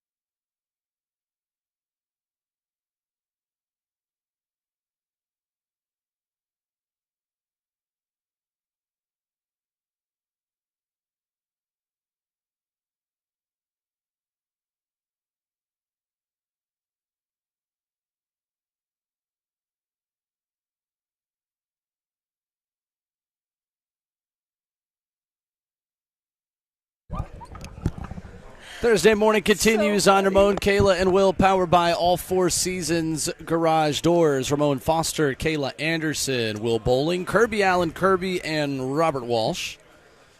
Coming up, we will have Jayson Swain of Josh and Swain, Sports Radio WNML, as he basically forms a circle around the Grand Hyatt Hotel because parking is something that is very difficult to find anytime in Nashville, and especially difficult here when the bridge is out. When a bridge is out, yeah. You said they'll be done by the fall? Huh? Maybe?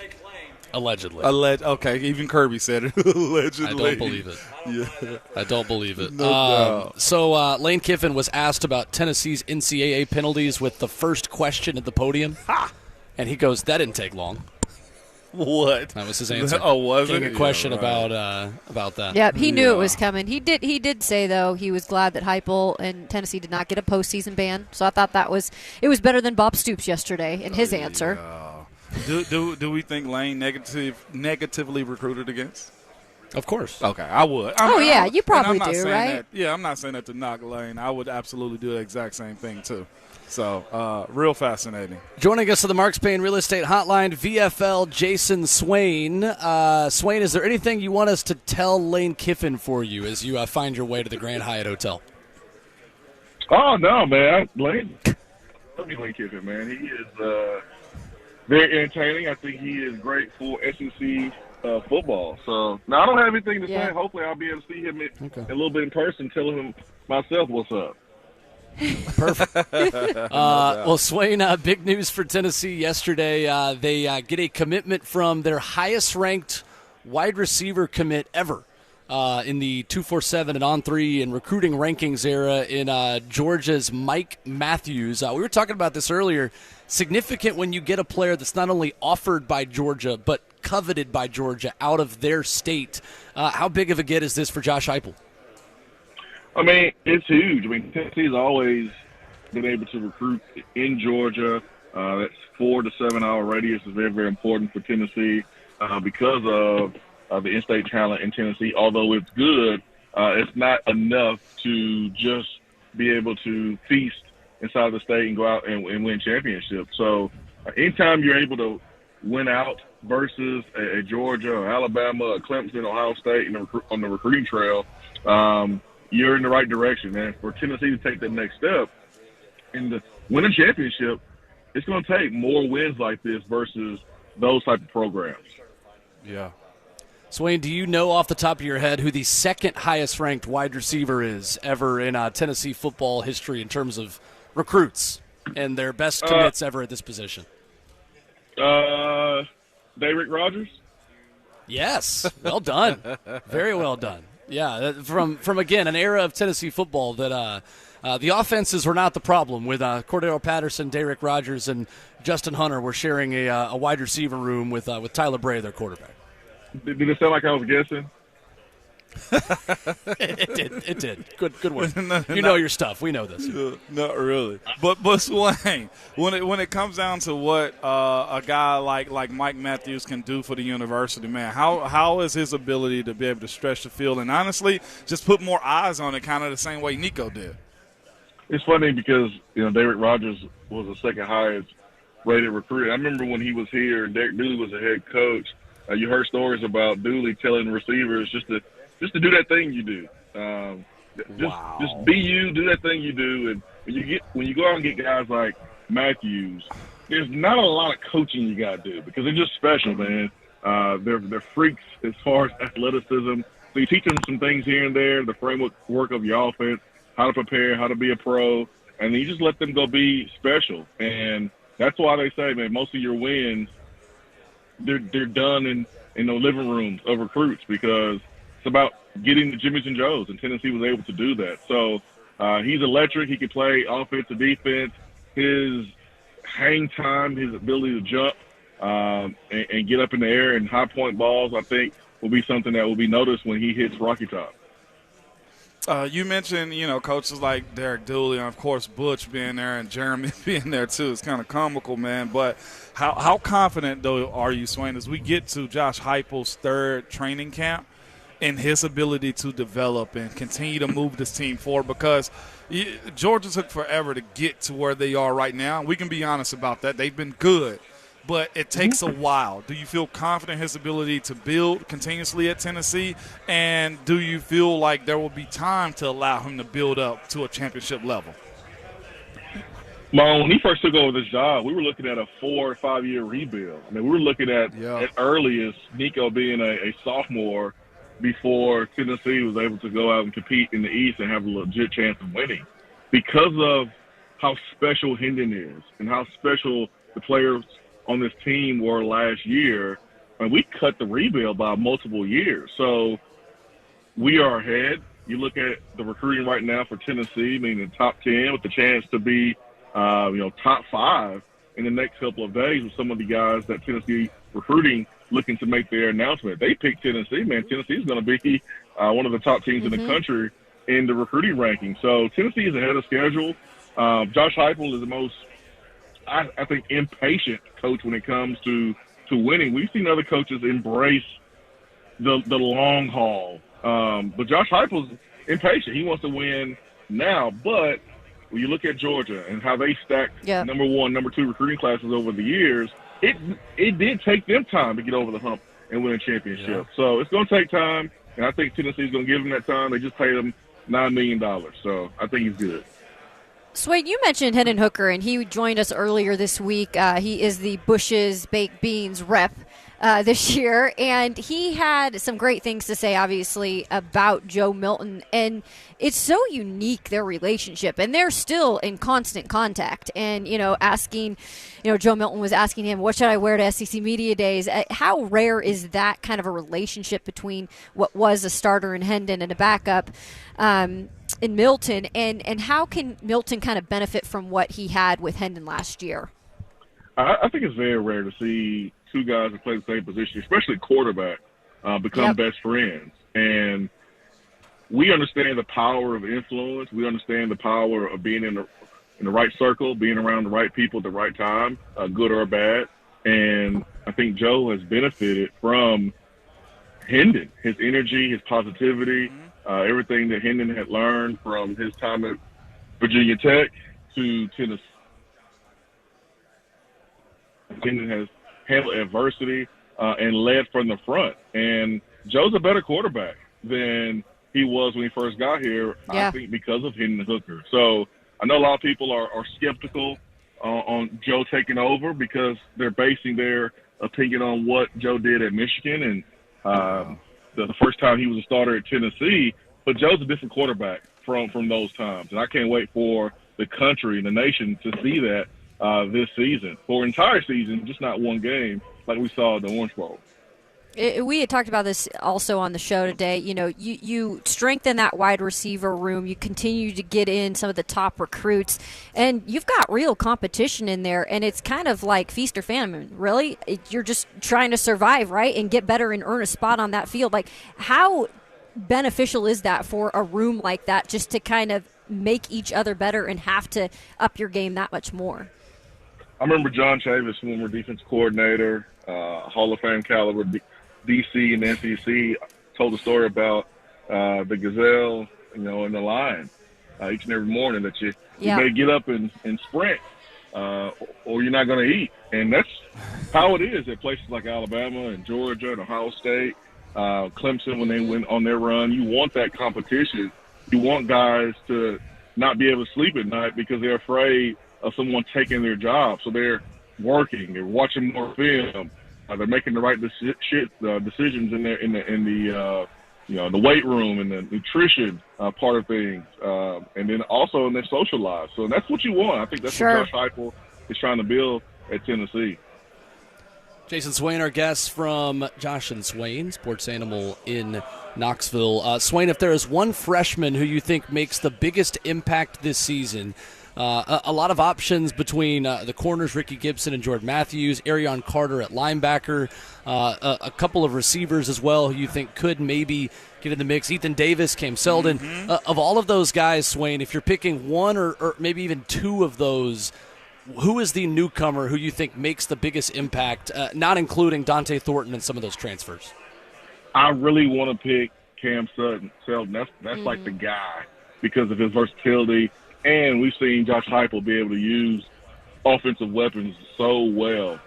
But Ramon, man, when Arion Carter puts on that number 7 at linebacker, I get flashbacks of Gerard Mayo, man. That's a roommate right there. So I'm gonna go with Carter, man. That number 7, it just does something to me. We were literally just talking about this in our last segment about how the last time Tennessee had a linebacker wearing number 7, it turned out pretty well for him. And I've had the chance, for actually Ramon too, as my color commentator for one game. We called a Smyrna Beach game last year in the playoffs, and Arion's got a crazy story, Swain, of like moved to running back because a kid at Smyrna left the team, and like a couple weeks before week 1, he's asked to play running back, gets to move full-time back to linebacker, and then everybody in the country wanted this guy. Do you feel like we could look back at that recruiting battle as the first major Tennessee recruiting win under Josh Heupel against Alabama and some of the best teams in college football? I think you can, Will, because it's one thing to win a battle versus the Alabamas and the Georgias when that player is not in Tennessee. But we've seen those schools in the last couple of years come into Tennessee and pull the best players out. And for Tennessee to be able to hold off Alabama to secure Carter's services here in Knoxville, that is the first start of something special in terms of your recruiting prowess and being able to stack classes on top of each other. So, yeah, absolutely. I mean, this could be the first of many. And now Tennessee has an opportunity this next recruiting cycle to battle against Alabama and Georgia for some of Tennessee's top players as well. Also, when you look at just how this team is crafting itself, and as of late, the amount of defensive linemen, Swain, like you know how it goes. It goes in waves. If you have this much talent they have the last couple of years, man, you see these young guys playing, but also we look back 2-3 years from now and see first, second rounder, third rounder coming through this group. Is that a possibility with a Tim Banks-style defense? You got guys that can play at the next level, I think, on your roster in the SEC. And last year we saw a few guys on defense get an opportunity to get drafted, and they're going to get their opportunity to make teams and make a splash in the NFL. And, I'm looking on the defensive line this year, and you have a guy in Tyler Barron and Amari Thomas that has the opportunity to kind of do the same thing and get their names called in the NFL draft. I think it's going to be a big year for Bryce Easton. And the defensive line, man, I think is so vital for this defense to take the next step forward because it'll help protect the secondary. They got bruised up a little bit last year. They've added some pieces. They'll be better. They'll be healthier. But you need the defensive line to be fresh. You need 8 to 10 to 12 guys that you trust that can go out there and make plays when maybe the offensive lineman that you're going up against a little bit winded after 8-9 plays in a drive. So for Tennessee, I think to make the next step, defensive line, defense, creating turnovers, you got to be able to do that if you want to beat Georgia and then turn around and beat Alabama on a more consistent basis. Swain, the question we'll leave you with, and the one we've been asking everybody as we talk Tennessee this week, I'm going to put you on the spot. Okay. Between Georgia at home and Alabama on the road, which is the more winnable game for Tennessee in 2023? I'm gonna go with Alabama, even though it's on the road. I look at their quarterback situation. I look at their receivers, and I don't want this to be bulletin board material. So don't bring this back up. I don't want Nick Saban using this as rat poison. Okay. But I look at the receivers at Alabama, and they're just not the same as we've seen over the years. So you got questions at quarterback. You don't have the same explosiveness on the outside. I'm gonna go with Alabama there. Georgia still is going to be tough because everybody is so good around the quarterback, including wide receiver. Yeah, apparently negative rat poison is a thing now, Swain. This is a new thing from Nick Saban. Yep. Is that like Andy Staples was on with us a minute ago and said, is that like when you multiply a negative number by a negative number and get a positive number? Like I don't understand these things we're making up here. I have no clue. I need to holler at the tutors at Thornton Center to try to figure that one out. Mm-hmm. Absolutely. Jayson Swain, our guest, as he makes his way to Nashville here for SEC Media Days. Swain, always good to catch up with you, man. Appreciate it. Hey, thank y'all. Love y'all. Absolutely, Swizzy. Absolutely. There's Jayson Swain with us this morning, going the exact same direction we did, guys, that a linebacker, Ramon, wearing number 7 at Tennessee, it just hits just a little bit different. I'm going to be honest with you. When Mayo switched to 7, I think it was 51 or 53 when he first got there. It was like, dude, what are you doing, man? It was like, no, I got to have a single-digit number. That was before that was a thing, too. It was. So I remember, Gerard was the one I remembered, and then Carlos Dunlap at Florida wearing number 8. Yes. I remember was like Yep. And he wore 8 with Kansas City, if I'm not mistaken. I think so. Yes, he did recently. That was a thing where you would play the NCAA football game and be like, who is right end number 8? Yeah. What in the world? Like that was my first exposure to that. What's crazy now everybody wants a single number. That dude wasn't even a first-round draft pick. Carlos Dunlap. Imagine that, but that Florida documentary's coming out. Yeah, that's gonna be good. Dude, I have that on my calendar and it's circled. The funniest thing about Tennessee now is that the fact, and this is going to be a big thing at Tennessee's own media days. You know, Elijah Simmons has a new number. Firebird. Shout out Ron Slay. Okay, Elijah Simmons, the big-time nose tackle. You know who he shares a number with now, guys? Who? Squirrel White. Oh, wow. Elijah Simmons and Squirrel White are both number 10. So you have a 370-pound lineman who has the exact same number as like a 5'8", soaking wet 160, 170 wide receiver. That's the game. That might be do it. That might be do it. Can you imagine offensive linemen with single-digit numbers, though? Oh, gosh. Here we go. Don't say it won't happen. If I was a coach, though, you better be a dog if I'm allowing you to get a single-digit number. Well, it's like Sean Murphy Bunting getting 0 for the Titans. I say that. Isn't Big O number 20? What number is Big Omari O? Thomas, 21. 21. Isn't he? Can you do something for me? We're going to go to break. 615-737-1045. Happy birthday, Buck. Happy birthday, Buck. Why are we giving this Buck's man in the more building. time Buck's to in the talk about building. the fact that it's his birthday? We'll see if Buck Rising finds his crown by the time his show starts in 20 minutes. More coming up as we wrap up the show and the week on 104.5 The Zone. Yeah.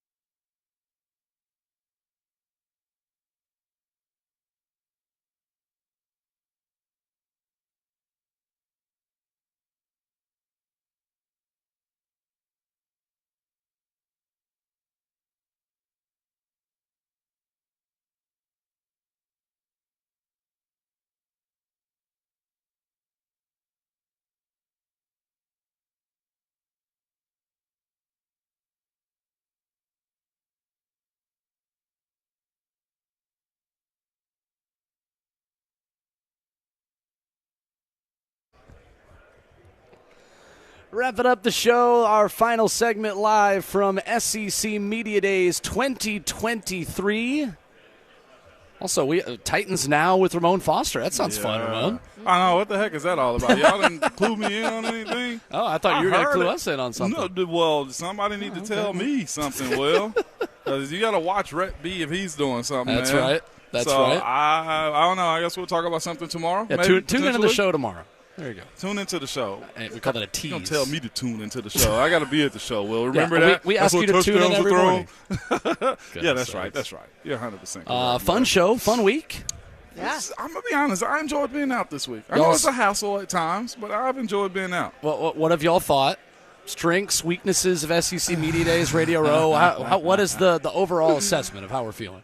I mean, anytime I can get out of that studio, I'll be there. That's my assessment. It doesn't have to really wow me. I like being out amongst the people sometimes. Just to, say, hey, we're in Nashville. We're representing. Tune in, by the way.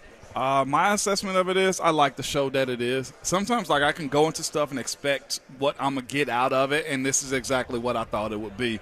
Again, I'm amazed and appreciative to be around the talent that's SEC Network, us, our teammates, local teammates around the city and stuff. Absolutely. I mean, local, folks around the city and stuff as Jill Jelnick walks by us. A lot of stars are out this morning. It is, and, of course, I like this type of stuff, though. You like because the show. I know what it is. That's right. Yeah.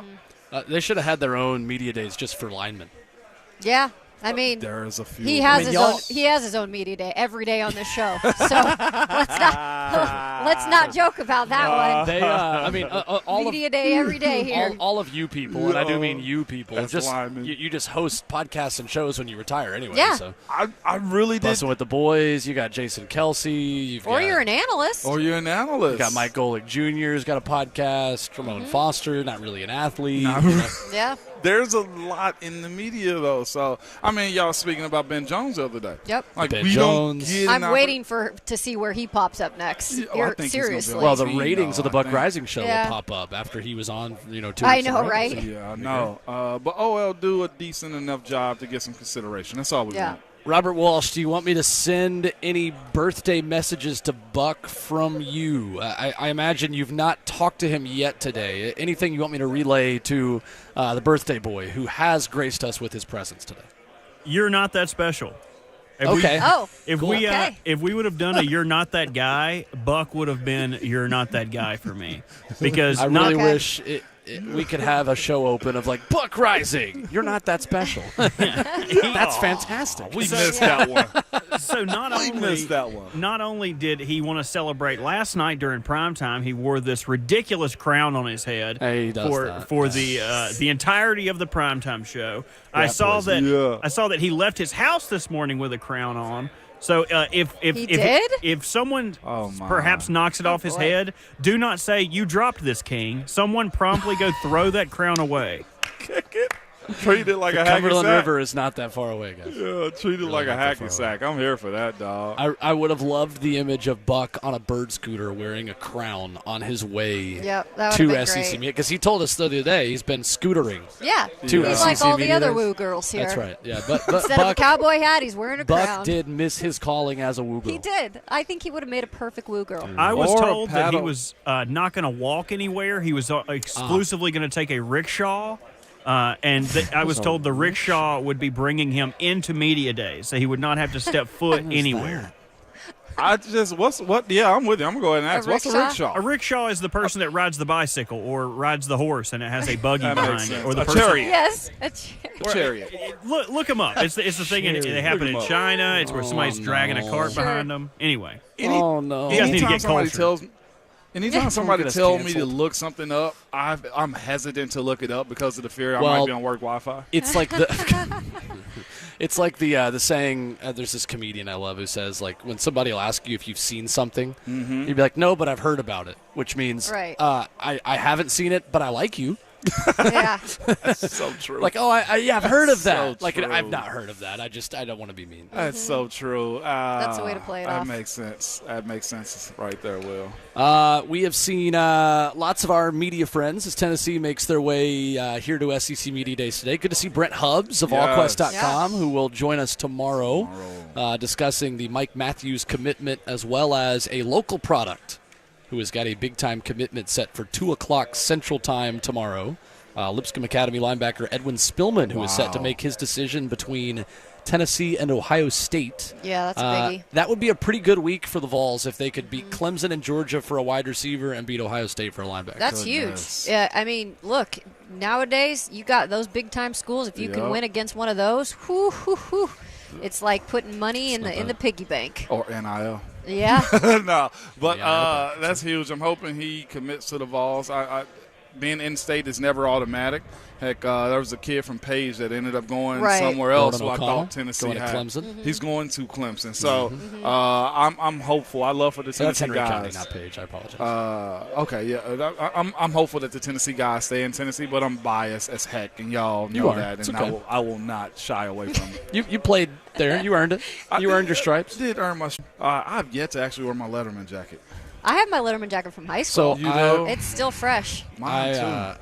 I was really sad about that because I was like, Oh my gosh, he Y'all does know- not have the crown. oh, Buck has his crown. fitting. Oh, It's fitting. look Anyway, at him. look at him. Look at him. I was 1 year away from having enough service time as a Tennessee athlete Hi, to get the letter Buck. jacket. and Look so at I him with didn't his get one. crown on. I'm trying not to. I don't want to encourage this. Yeah. Don't encourage this behavior. I'm here for it. I'm here for it. Him and Lane 100%. Kiffin deserve Yes. each other. Lane came straight from the beach, though. He came straight from the Woo Girl party, you bachelorette parties today. Pedal Tavern this weekend, Buck?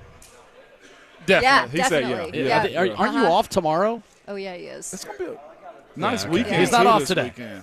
He's coming up next. He's here to do work. He's here to do work. Is E. Kane just popped in, too? Jeez. The Stars are out at Nashville, and Buck Rising is also here to do a radio show for 3 hours. Coming up next, we are back at it at 6 a.m. tomorrow, back in studio.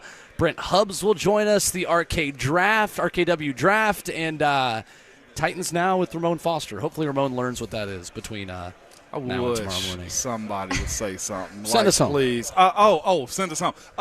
As I continue to talk over this mic, you must remember, okay, your Twitter fingers and your mic and your Instagram Live are always hot.